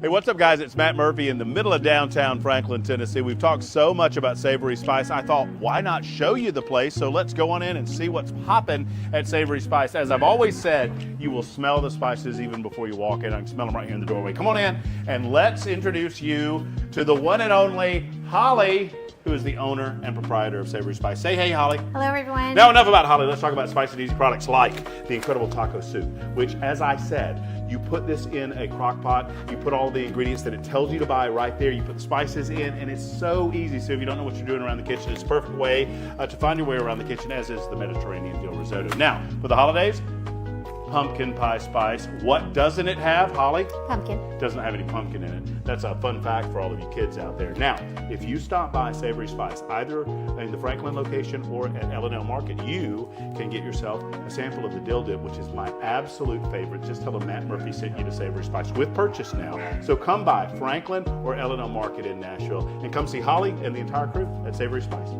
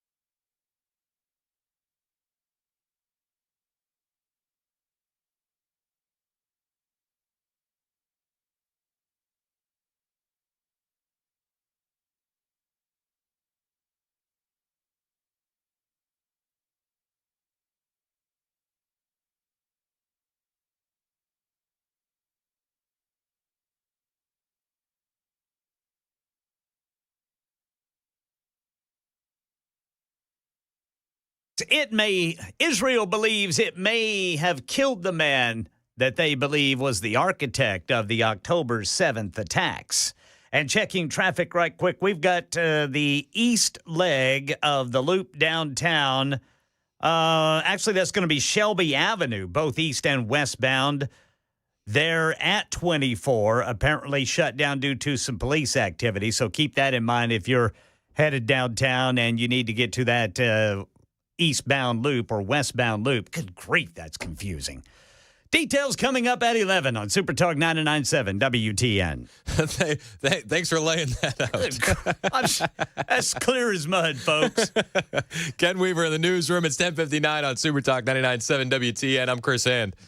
One of my favorite questions from last night, Brett Baer. If Trump is as bad as you claim, why is he beating you in the polls? He's as bad as you say, that half of this country is now supporting this person who could be the 47th president of the United States. Why is that happening? This is an election for president of the United States. It's not supposed to be easy.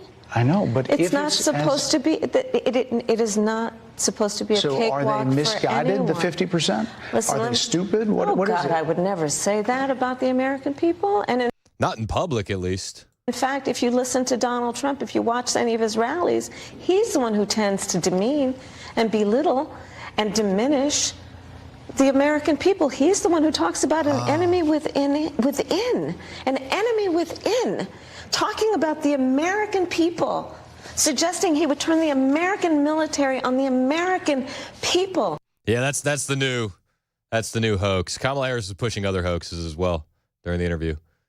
She went full suckers and losers. It's like, when are these people going to learn that we see right through it? We see right through it. I'll bring you more of these hoaxes that she was pushing on the way. They're going to send the military after us. Ah! Nobody believes you. Nobody. Donald Trump cleared those comments up as well. I'll bring you that also. It's 11 o'clock on Super Talk 99.7 WTN.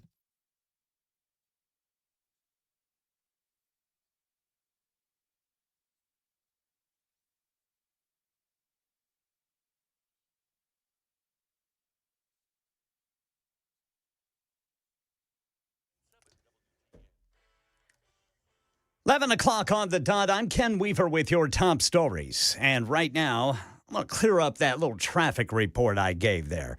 TDOT is showing that the East Loop is shut down going westbound.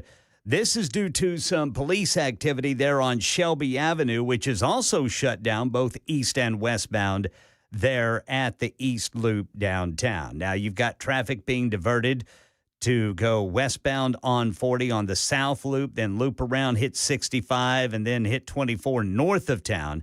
It is backed up all the way to Briley Parkway. We're talking about 40 westbound from downtown because of this police activity over there on the East Loop.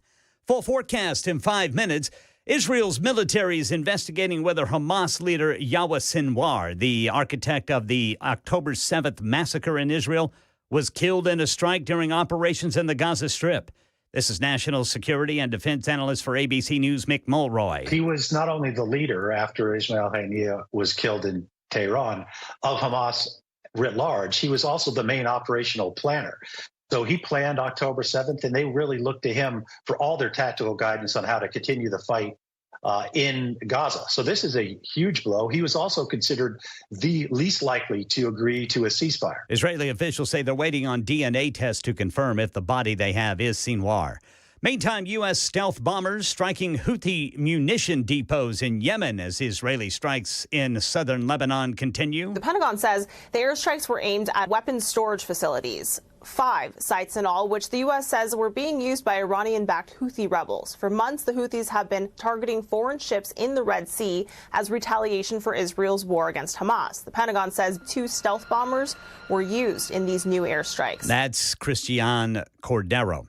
Hurricane Helene recovery update here in Tennessee. There are reports of threats against federal disaster relief workers in East Tennessee last weekend. Here's Jim Ryan. A group called the International Alliance of Community Chaplains was distributing relief supplies in Carter County, Tennessee, when a group of angry people showed up. They were armed, says Alliance founder Tracy Elder. They had surrounded them. There was a lady that was yelling at them and threatening them. When the relief workers explained they were not with FEMA, the mob backed off. Some members returning later with donations. A Lawrence County deputy is in the hospital after being struck by a vehicle while on duty last night. Chad Moore had been responding to a call of shots fired when he was struck by the car. He was airlifted to Skyline Medical Center in Nashville. Moore's condition not known at this time. That's the latest news. Weather is next. I'm Ken Weaver, WTN News. The guaranteed offer is the easiest way to sell your home. It's really simple. We bring you an all-cash offer. You close in as little as 21 days. No home inspections, no lock boxes, no open houses. Go to markspain.com to get a guaranteed offer and start packing.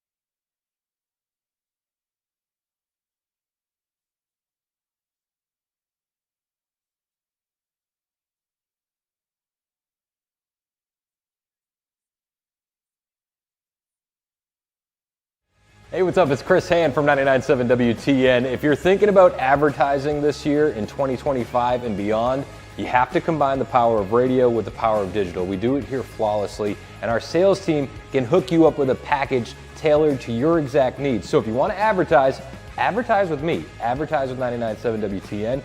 Go to the website for more info, 997wtn.com/epic.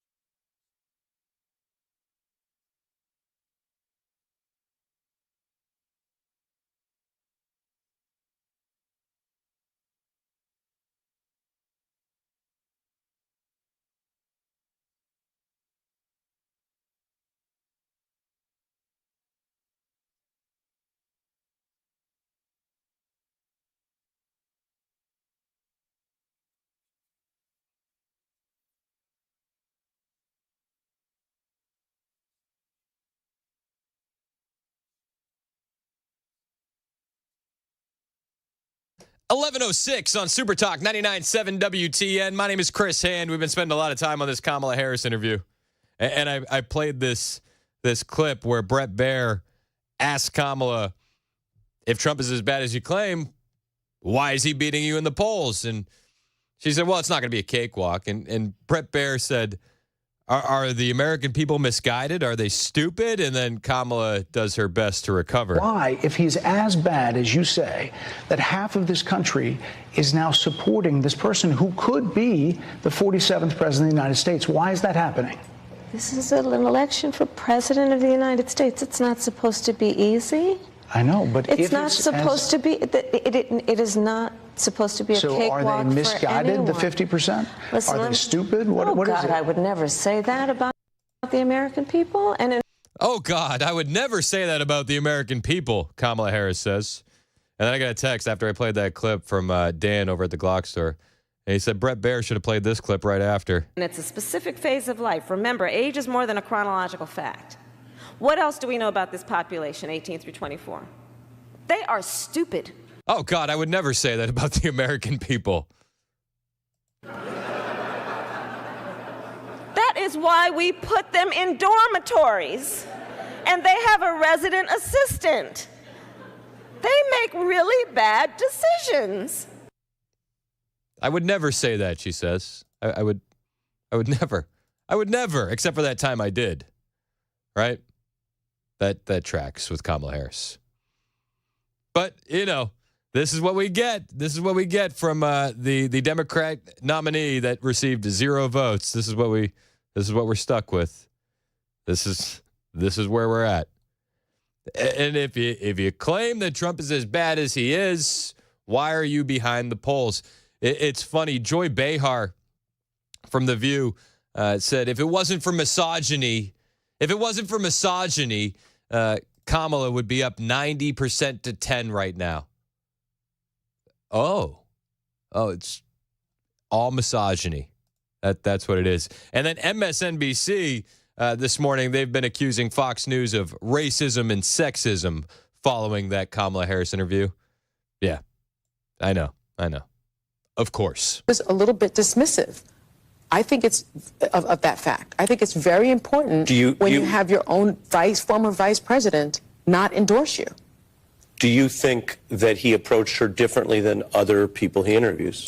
I saw a little bit of the panel after the interview, and one woman said that she came in hot and also said that she became angrier. I thought he came in hot. And what I am very tired of is this trope of the angry black woman. She was not angry. She was in command of the facts. She was passionate. Passion does not equal anger. I'm often called, Donald Trump actually called me dumb at a rally recently.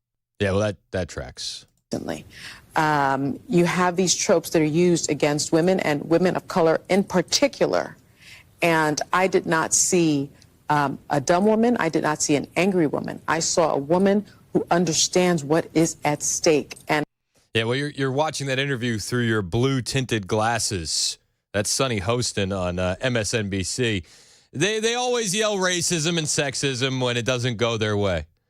I'm personally tired of we're just not allowed to call black women angry if they're being angry. Is that not okay? Why not? Why not? Yeah, she was angry. She was unhinged. She was visibly shaking at times. And she was pushing lies over and over. She went on about the new unhinged hoax that Trump is going to send the military after people. Then she went even more down the line and said, suckers and losers. She did all of that. But you can't call her angry. Don't do that. That'd be racist and sexist. Okay. All right. That's a take. That's a take. Stephen in Paris, you're up next on Super Talk 99.7 WTN. Stephen. Hey, we turn Stephen on your side? My phone's not working there. Stephen, you there? Steve. Yo, Steve. There? Hey, Steve, what's up, man? Oh, sorry, man. I'm out in Chattanooga. You might lose the call. I'll try to call back if so. But, I just wanted to comment on a couple things last night. One, the Kamala Harris was scared. Brett put her in a corner pretty much, basically just asking her the questions about trying to find the truth. And she's scared of the truth. She don't want the truth to come out. That's why she was referring back to Trump on everything.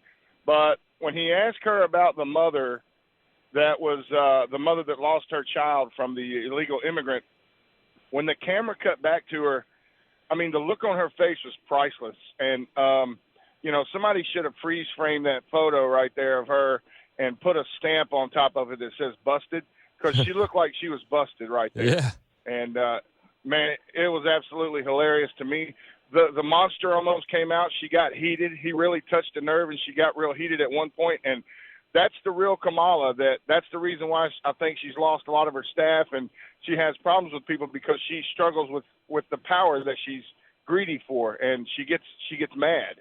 So it was a good thing to see the real her almost popped out. And I was going to try to comment real quick on Greg Gutfeld. Did you happen to see the 5 yesterday? Greg Gutfeld on the 5? Yes. Awesome, dude. I wish somebody would play those sound bites of him where he was talking about the reparations. He commented on the reparations fact, and he nailed it on slavery, man, because there's a lot of us out here that are, I'm truly ticked off about hearing about this kind of stuff, man. And the way he explained it and put it in format and put it out there, that needs to be echoed everywhere and blown up and put out there where everybody can see that, because it's hard to hear that from somebody that really can explain it the way he did. Yeah. I'll find that clip for sure, Steve, and I appreciate the call, man. Lots to unpack there. As far as the slavery stuff and the reparations, it's like, yeah, you're just trying to buy votes. Those comments came during the audio town hall with Charlemagne. But to your earlier comment, Steve, about the question that was posed, if she owes the families of Jocelyn Nungary and Rachel Marin and Laken Riley an apology, it is telling, the face that she makes. It's like a face of, I've been found out. And she has an opportunity to really show humility here and to apologize, and she really doesn't. She essentially refused, and then she tried to blame Trump, of course. Jocelyn Nungary, Rachel Morin, Laken Riley, they are young women who were brutally assaulted and killed by some of the men who were released at the beginning of the administration, well before a negotiated bipartisan bill.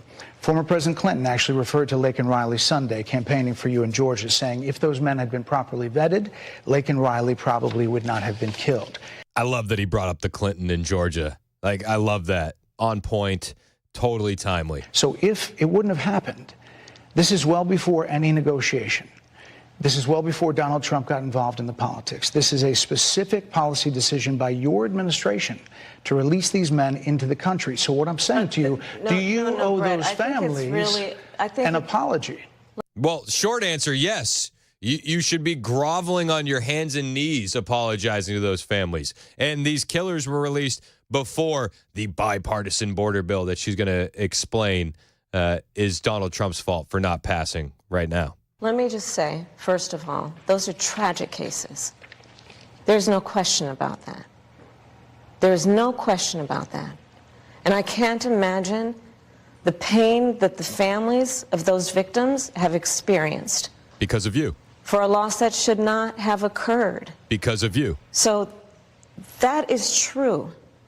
It is also true that if a border security had actually been passed 9 months ago, it would be 9 months that we would have had more border agents at the border, more support for the folks who are working around the clock trying to hold it all together. Madam Vice President. To ensure that no future harm would occur. Is it also true that if your administration didn't sue Arizona for building their own border wall or didn't sue Texas for installing razor wire on the border, didn't sue Texas for the buoys in the Rio Grande, that we would be more secure? I think so.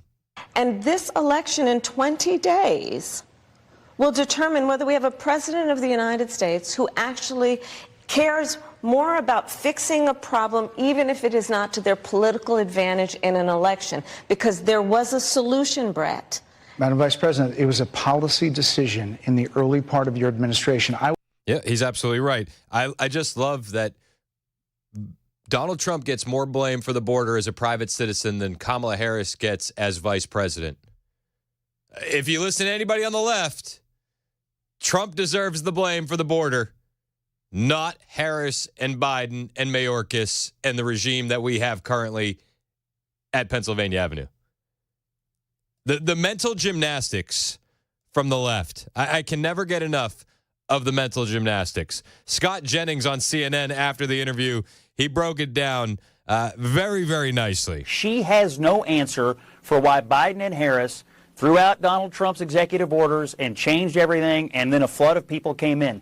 An ounce of humility here would go a long way, and she doesn't have it in her to do it, and she has no real answer other than to blame Congress. And Brett was right. Democrats controlled everything when they took over. Yep. And so is she saying it's the Democrats' fault that The immigration system is broken. I don't understand this. I don't understand why she can't just say, hindsight here, we shouldn't have done it. I think the American people would actually accept it, but she won't do it.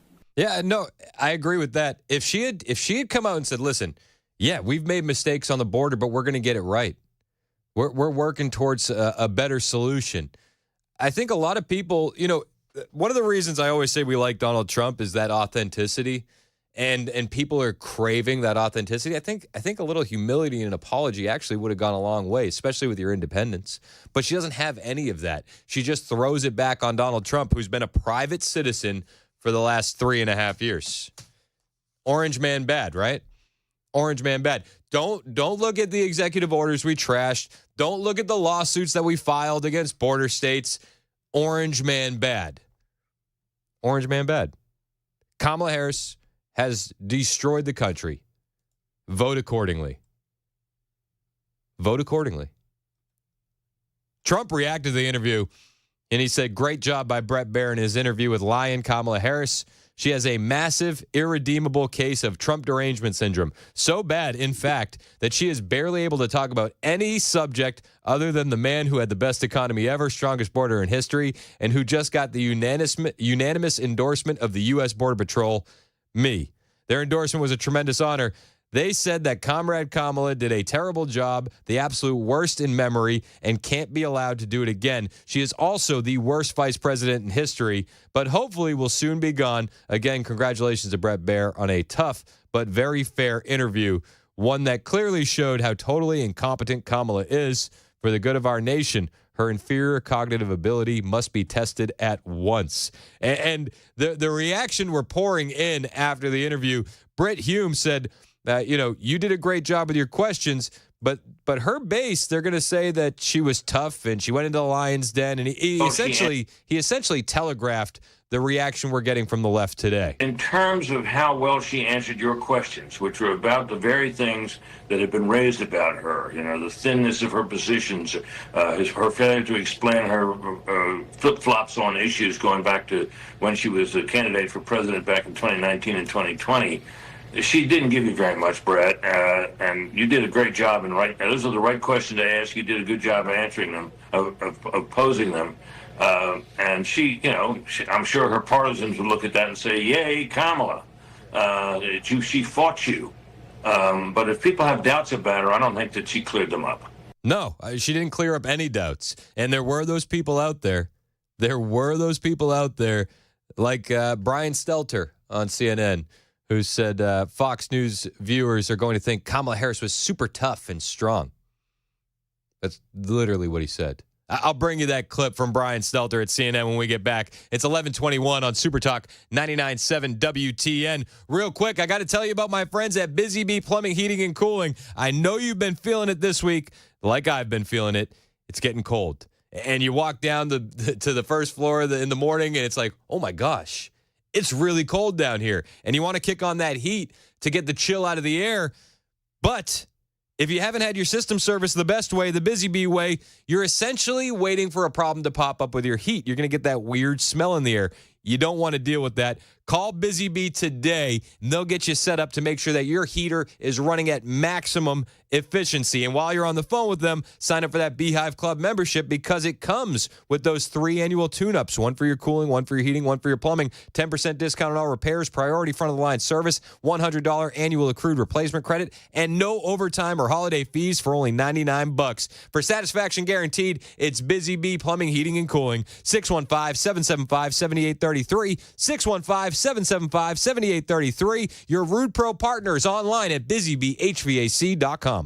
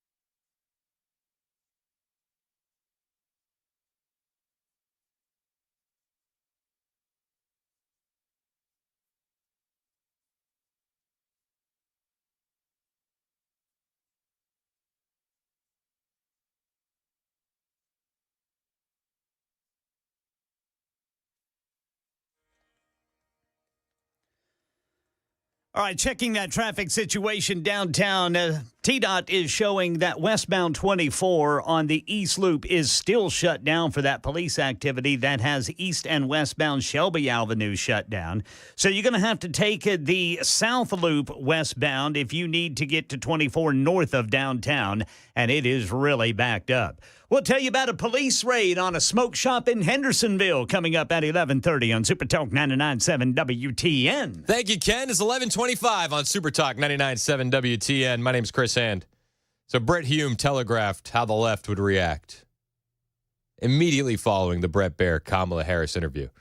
So, they're going to say that she went in there and slay Queen Slay, right? Slay Queen Slay. She was tough.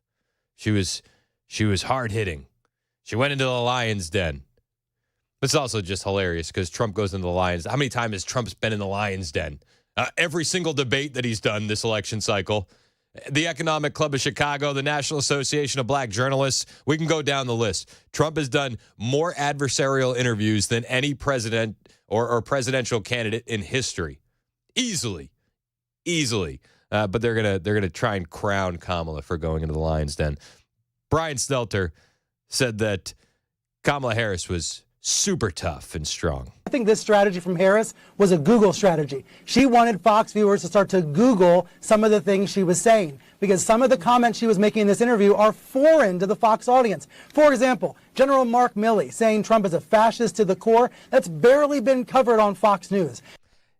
He's totally underestimating the conservative audience. Do you get that same feel? Oh, these ideas are so foreign. That she was doing a Google strategy. I don't buy that for a second. That was her strategy. I'm gonna drop little Easter eggs, and then they're gonna go Google them, and they're gonna learn something about Orange Man and how bad he is.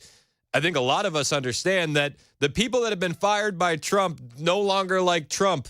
Weird. What a concept. But he tries to sell it as the Google strategy. So she was able to get some of those talking points in. This was the most adversarial interview Kamala Harris has probably ever done. Instead of getting to debate Trump again, she got to debate Brett Baer. And a lot of viewers are going to come away saying, wow, she's willing to do that. That's a sign of toughness and strength. If that's a sign of toughness and strength, then what are we going to call Trump? I mean, he's the Incredible Hulk at this point. You saw him at the Economic Club of Chicago yesterday, essentially looking right at the face of the editor-in-chief at Bloomberg News and telling him he's fake news. Oh, it's a sign of toughness and strength that she would do one adversarial interview. And to be fair, at the end of that interview, there were 4 staffers waving their arms, trying to wrap it up, trying to wave the white flag. She's so tough. She's so tough that her staffers were begging it to end, pleading with Brett Baer to stop the beating. Brett Baer said there was 4 people waving their arms, telling him to wrap it up at the end. So stunning, so brave. This is Brett Baer explaining that last night. Dana, you've been on the other side. You've been on the rapper as a press secretary interviewing a president. And, I'm talking like 4 people waving their hands like it's got to stop. So, Martha, final. It's got to stop. It's got to stop. Throw in the towel. Throw in the towel. She's learned her lesson, Brett. Yeah, I had to dismount there at the end. There's so many things, and she maybe should do more of these. Madam Vice President, and they're giving me a hard rap Well, here. I thank you for the time. I thank you for the time. It's good to meet you. Thank you. They're giving me a hard rap here. Your handlers say that you've had enough. And this is after she shortened the interview by showing up late and whittling down the time, as Brett explained earlier in the day. So stunning. So brave, so presidential. Oh, she went into the Lions Den. She really proved herself, didn't she, guys? I'll tell you what. This is why I'm glad I didn't early vote, because I just changed my mind after watching that interview. I'm full Kamala Harris support now. Don't you feel that? You feel the momentum? How could you not? She was so stunning and brave. It's just one joke after another. The big areas where she needs to focus are the swing states. And if you're paying attention and you're keeping score at home, it doesn't look good for Kamala in quite a few swing states. From Michigan to North Carolina to Pennsylvania and Arizona, I'm going to bring you the latest updates on the swing states when we get back. Right now, the news with Ken Weaver on Super Talk.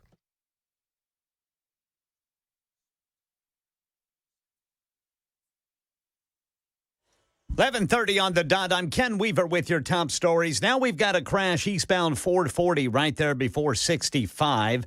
And that's in addition to the trouble we have on the East Loop downtown. Westbound is shut down because we had some police activity there at Shelby Avenue. So everybody is diverted to 40 east and westbound there on the South Loop to get around it. And it is causing quite the backup. Full forecast in 5 minutes. Police say a raid on a smoke shop in Hendersonville. News 2 says they seized numerous boxes of whippets, which are intended to be sold to chefs or baristas as a way for customers to enjoy a common household favorite, whipped cream. But Detective Lieutenant Christopher Gagnon says there weren't many chefs going to this store. It doesn't take a genius to know what the purpose of selling it is for. Or this particular instance, we were able to determine that purpose was absolutely for inhalants. Yeah, he says they decided to get a search warrant after traffic stops led to arrests connected to the resale of drugs from the New Shackle Island Market and Smoke Shop. 25-year-old Omar Alazab was arrested. Here in Nashville, we're still waiting for more information on that van found in the water of Percy Priest Lake overnight near a Cook campground. Tow trucks were called to pull it out. Once they got it out of the water, police determined no one was in it. One person is dead after a shooting in Madison. Another person injured. This is on Galvista Avenue last night. The victims drove to TriStar Medical Center. No word on suspects. And a renewed push for license plate reader cameras across Davidson County. Chief John Drake saying they could have helped find that accused Antioch Greenway killer faster. I hope that our city realizes that this is a very valuable tool, that every county that touches Davidson County has them, including Belle Meade. And it's something that we desperately need. Nashville Mayor Freddie O'Connell telling WTN's Matt Murphy Show a new proposal for the council to consider on LPRs could be ready by the end of the year. That's the latest news. Weather's next. I'm Ken Weaver, WTN News. Thank you, Ken. It's 11:32 on Super Talk 99.7 WTN. Listen, it's that time of year. Everybody's thinking about health insurance, and I want you to grab a pen and take this number down, because if you want to talk about health insurance, you got to talk to an expert. You got to call my friend Shane Ring at Cover Nash. So if you have health insurance, or if you don't have health insurance, but you want it, and you want it at a reasonable price, you're not going to find it better than anywhere else other than Cover Nash. You're going to find that Obamacare is not exactly the most cost efficient. In fact, you can get insurance prices 30 to 60% less than Obamacare. And Cover Nash has no limits or deadlines. If you're paying for your own health insurance, or if you have a few employees, you could be saving that 30 to 60%. Now, if you qualify, couples under 65 are saving $500 to $1,000 a month, and they're getting better coverage. All you have to do is go to covernash.com and complete a quote form, or call Shane directly, 615-465-0023. Right now, everybody needs quality health insurance, and they need it at a good price. 615-465-0023, or go to covernash.com. That's covernash.com. Get a quality plan managed by you, not the government. Did you know you're overpaying for your health and wellness products? With over 20 company-owned brands offering its members vitamins, supplements, wellness, and skincare products, you're able to save up to 70% off retail. Members Nutrition can't change your life, but we can change the way you live.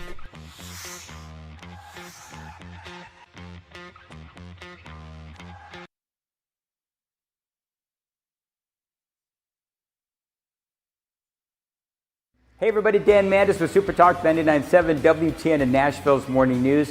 Right now, we are bringing results for our clients using both our radio and digital assets. 2025 is going to be a huge year, not only here in Tennessee, but of course, across America. If you want to jump on board, again, we're offering great incentives. Find us online, 997WTN.com, and let's talk.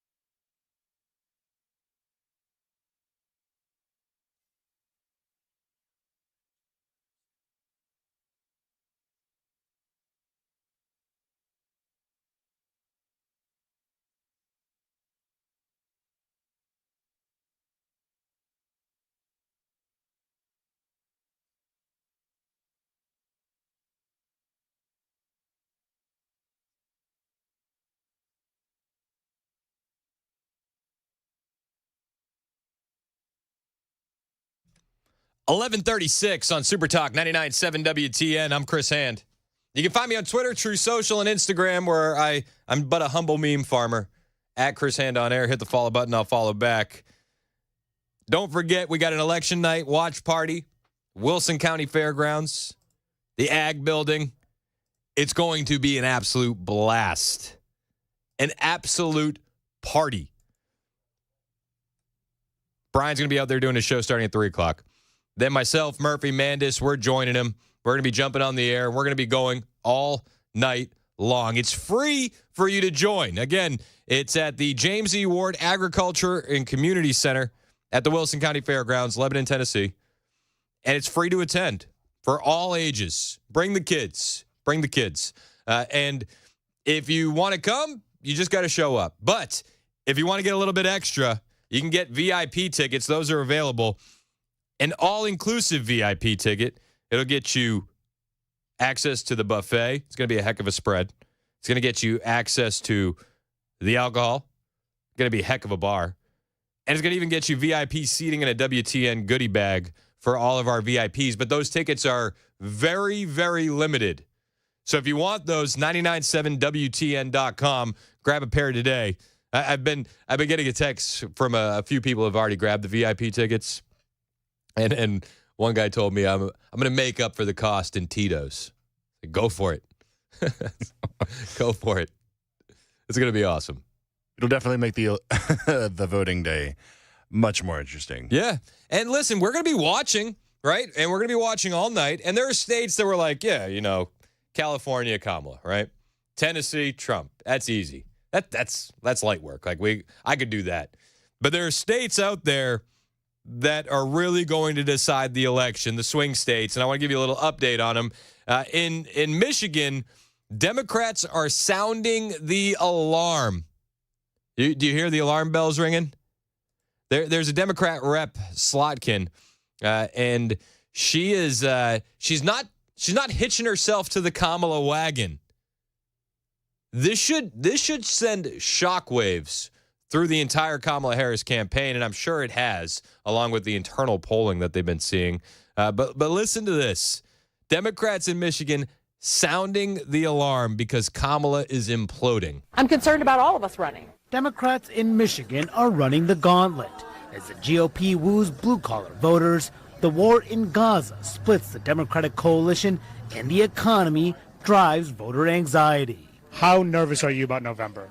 I'm very nervous. So as she battles former GOP Congressman Mike Rogers for a key Senate seat, Congresswoman Alyssa Slotkin is sounding the alarm. Michigan, we know what happened in 2016 when Democrats took Michigan for granted and we went the wrong direction. Michigan could determine control of the House and Senate, and Slotkin and Rogers are in a dead heat. Let's elect Donald J. Trump.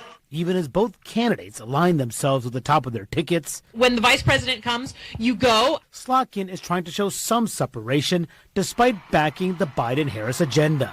I'm not immediately saying, rah, rah, I'm on board. Did you hear that last line? The Democrat rep that's running for Senate, Alyssa Slotkin, said, I'm not immediately saying, rah, rah, I'm on board. Whoa. That should terrify them. That's their own people saying that. And then when you hear from the voters in Michigan, it gets even worse. There's a black barbershop in Detroit, and Fox News went down there, and they were talking to these guys in the barbershop, and this should terrify them as well, that you're even allowed to say this kind of stuff in the city of Detroit. At the end of the day, I'm Trump because I my eyes open. I can see that he was doing a lot better than what we're going through right now. You can't even go to the grocery stores right now without making a life decision on what you want to get. You can't even go to the grocery store right now without having to make a life decision on what you want to get. That's not isolated to Detroit. That's everywhere in the country, right? That's everywhere. She can't run away from the in-store prices. She can't. And hearing this in a city like Detroit, a Democrat stronghold, terrifies the left. You know, you got to compromise. We don't have to go through that 4 years ago. just being able to just live on a day-to-day basis, it has become a little harder at this point in time. Yeah, no kidding. No kidding. It doesn't matter who you are. Unless you're an uber wealthy celebrity like Taylor Swift, who hasn't felt the ramifications of the inflation crisis and the in-store prices and the energy costs, then you're feeling that too. Everybody's feeling that. So that's Michigan. Down in North Carolina, another very important swing state. North Carolina voters, well, they were talking with CBS, and we know how CBS likes to edit their newscasts, right? Well, they were talking to CBS, and this is always telling to me, right? Because Kamala Harris can sit down for an interview with 60 Minutes on CBS, and they'll edit it to make her look better because they want to push that narrative. When they're down there in North Carolina, this is the only footage that they could capture, and the North Carolina voters tell CBS, we were better off when Trump was in. Do you eat grits? I love grits. Grit is what they all say Trump has. We're better off when Trump was in than we are today. Because prices were lower. Everything was better. You got the immigrants, you got the economy, you got the wars overseas. Yep. We don't really feel like right now that we have anybody at all looking after all this. We need somebody to take command. Nearly everyone we spoke to at Country Kitchen wanted Trump back in the White House. And they spoke to everyone, right? You have to understand this. CBS is not going there to run a pro-Trump puff piece. They're trying to do the exact opposite. And had they found 2 Kamala supporters in that restaurant, that's what they would have chose to air. But they didn't have the opportunity to because everybody in an important swing state like North Carolina at this restaurant said, yeah, we're going with the orange guy. If we get Trump, we got hope. If we get Kamala, we don't have any hope. It's gone. It's gone. The country's gone. How many people feel like that? I know the majority of our listening audience feels like that. This election couldn't be any more important, and it's going to come down to these battleground states. What about Arizona? We talked about Arizona a little while ago. They went. MSNBC went down to an early voting location in Arizona. Couldn't find one Kamala supporter. Are you noticing a trend here in these battleground states? I am. And should note, we did not find a single person who audibly would tell us that they voted for Kamala Harris. These were Trump supporters getting out to vote early in the all-important Mojave County. Take a listen to some of our conversations.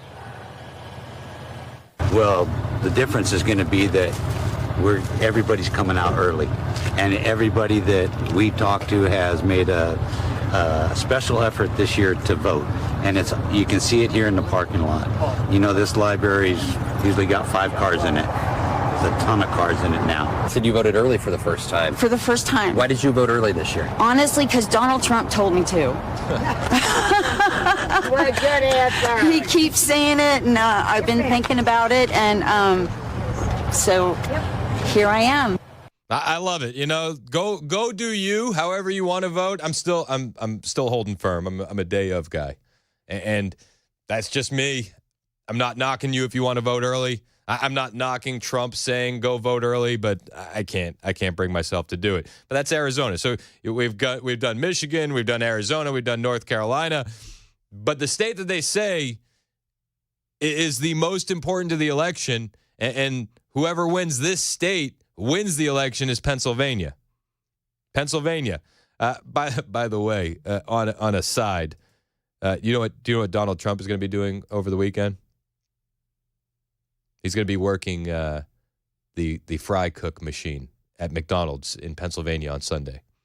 Because the master troll that is Donald Trump wants to be able to say on record he's done more work at McDonald's than Kamala Harris. That's gold. I love it. J.D. Vance was also talking about the all-important state of Pennsylvania on Fox and Friends This was just this morning. You know, I'm hearing consistently concerns about the border. I'm hearing a lot of concerns about American manufacturing, and in Pennsylvania, particular American energy. Think about this. The most important part of manufacturing in this country is having low energy costs. Pennsylvania workers are saying, we've got the best energy in the entire world. Kamala Harris won't let us get it out of the ground, and that's why we're supporting Donald Trump, is because he's the president who will. And then, of course, finally, you're hearing a lot of concerns just about the cost of groceries. You know, small business owners who can't afford to get by, moms and dads who can't afford to buy the things that they need for their kids at the grocery store. So we're going to be back actually in Pennsylvania later today. I love the state of Pennsylvania, the Commonwealth of Pennsylvania. And look, I think we're in a good spot to win it, because people are so fed up with more of the same under Kamala Harris. Yeah, good save there, JD. He said the state of Pennsylvania. They quickly went Commonwealth. So you got to let them know it's a Commonwealth. But Pennsylvania, I mean, they got all that happening, and then they're also saying the Catholic vote in Pennsylvania is being completely ignored by the left. The religious vote in general, whether you're Catholic, Baptist, go down the line, non-denominational, evangelical. I don't know how you could vote for a Democrat at this point in time in 2024. But the Catholic vote in Pennsylvania is especially important. And they're saying Kamala Harris and her team, they're not even considering it. The Catholic vote is very important. Kamala Harris really doesn't seem to be considering it. She has a very sort of mixed record in the Senate as Attorney General on religious things. And in Pennsylvania, Catholics are, according to last exit polls 2020, 30% of the population. So in a state that's 1%, that's an important constituency. Yeah, and they're ignoring it. It seems like it's another failure by Kamala Harris. The conservatives, the Republicans, they're not ignoring Pennsylvania at all. They're not taking Pennsylvania for granted at all. In fact, Elon Musk is going to be campaigning for Donald Trump in Pennsylvania. He's been campaigning in Pennsylvania for Donald Trump, but he's actually holding a multi-day speaking tour in the battleground state of Pennsylvania, the Commonwealth, if you will, for people that have voted early. Elon Musk announced on Wednesday that he is going to be giving a series of talks throughout Pennsylvania over the rest of the week and the weekend. The events are going to be free, but attendees must sign the petition from his America PAC in support of free speech and gun rights, and they must have already voted in Pennsylvania. He wrote on X, "Tomorrow night through Monday, I'll be giving a series of talks throughout Pennsylvania. If you'd like to attend my talks, there's no attendance fee. You just need to have signed our petition, support free speech, the right to bear arms, and have voted in this election." What? That's wild. Elon Musk is out there putting his money where his mouth is, and we thank him for that. We really do. We need that guy to keep going. And then when it comes to the next Trump administration, Elon Musk is going to be in the weeds, helping cut costs. Huge fan of that. You think about the waste of the federal government. I mean, we talked about it today. We're sending another $425 million to Ukraine while people in North Carolina don't have heat. They don't have power. They don't have internet. Are you kidding me? We need to get this country back on track, and it's going to start November 5th. It's 11:51 on Super Talk 99.7 WTN. Matt Murphy is mulling about. We're going to find out what's happening on the Murphy Show, and we're going to get his reaction on Stickergate, as we're calling it here at Super Talk. The I voted sticker. Yeah. We'll talk to Murphy about that next. It's 11:51 on Super Talk 99.7 WTN.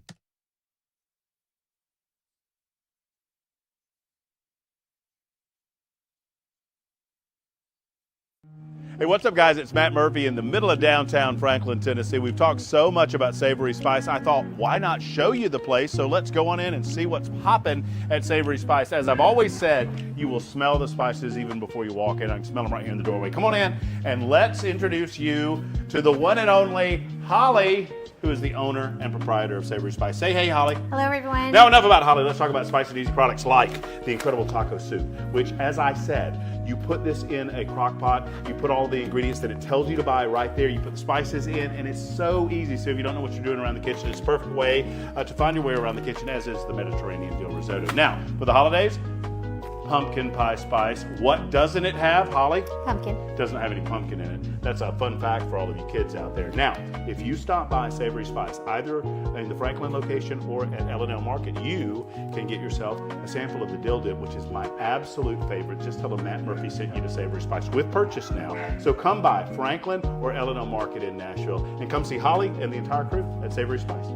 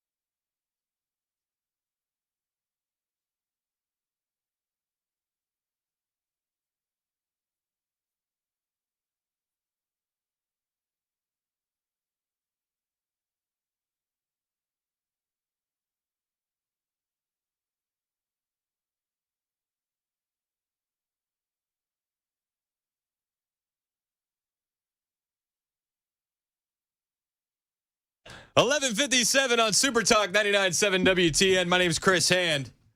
They told me that you wouldn't make it. That's what they said. I said, Murphy's going to check in with us next. And then Bell ran in here. He said, Murphy's not going to make it. I stress out sometimes because there are mystery issues on 40 West from Mount Juliet, right, where 40 and 24 come together. Yeah. Where, occasionally you're just going along and it stops. And it stops, and it stops, and it stops. And then about 5 minutes later, it starts going again. And you never know, I don't know. There could be, somebody out in the middle of the road flashing other people. I don't know what's going on. I have no idea what's happening. Hopefully, everyone's okay. That's the second flashing reference we've had since me and you linked up. I think my flashing reference was a direct result of your flashing reference. Fair enough. Yeah, sure. Fair enough. Did you know that Donald Trump is hiding? That's what I'm told. You know where he's hiding today? Where's he hiding at? In the basement somewhere? He's on the Patrick Bet David podcast right now. Oh, hiding. He's hiding. Oh, yeah, that's easy. What a coward. I mean, what a... Like, I was arguing with I don't know why I do this, but I go on the X machine and argue with rando trolls. And I'm arguing with this rando troll. Well, he would never go on MSNBC. I was like, you realize he was on MSNBC like once a week for a year in 2016. Also, did you not see what happened at the Economic Club of Chicago 2 days ago? Economic Club of Chicago, he's getting challenged on tariffs. He pushes back. He gives as much as he gets. What, 2 months ago, less than 2 months ago at the National Association of Black Journalists? Yep, I brought that up too. I mean, and the Bloomberg editor-in-chief said, before I get started, because he has the fancy accent. He's like, Squires. Governor. Kamala Harris declined our invitation. Of course she did. Because that's what she does. I don't know how you can offer any sort of evidence-based analysis of what happened last night and not consider it to be a disaster for Kamala Harris. Yeah. Well, it was misogyny and racism. Oh, is that what it was? Yeah. You didn't know? Oh, so it's racist to suggest that anyone running for an office like president of the United States should be expected to answer tough questions even if they're black and female? Yeah. Oh, and don't call them angry even when they're angry. Oh, that's another rule that I learned. That's right. And there's no soft bigotry of low expectations when it comes to Kamala Harris's inability to answer a question either. No, absolutely not. Of course not. I got it. I'm getting right. Also, the misogyny is so bad. Joy Behar of The View said that if we weren't such a misogynistic country, Kamala would be up 90-10 right now. Oh, man. Why aren't I 50 points ahead? And Barack's wagging his fingers at black. Did you see Stephen A. Smith? The quote from Stephen No. Stephen A. I think Stephen A. Smith is secretly voting for Donald Trump. He is I think slowly been red-pilled. Well, but now he's going after Obama for you're telling me just because I won't vote for this woman, I'm a misogynist. That's all it can be. He goes off. I got the audio. 2 minutes. It's either you got to vote for him if you're black because Kamala's black. But if Trump said that about white people, it would be I mean, it's insane. So I'm glad that we finished this segment without talking about Dan Mandis's stickers. Yeah, Stickergate will have to be continued at a later date. Mason's dancing in the other room. He's dancing. I think that means that we have to go. I think so. It's your show, though. It's not mine. The Chris Hand Show. Matt Murphy's show starts at noon. It's a good would you one. look at that? It's noon on Super Talk 99.7 WTN.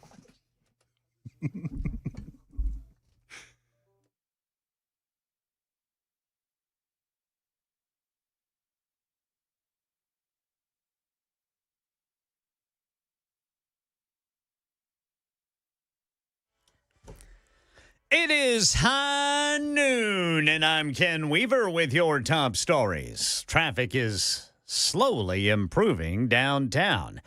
Looks like whatever was going on there on Shelby Avenue has been cleared up, and now the East Loop downtown, both east and westbound, is back to almost its normal speed. However, we're still backed up westbound 40 from downtown all the way to 24. Full forecast coming up in 5 minutes.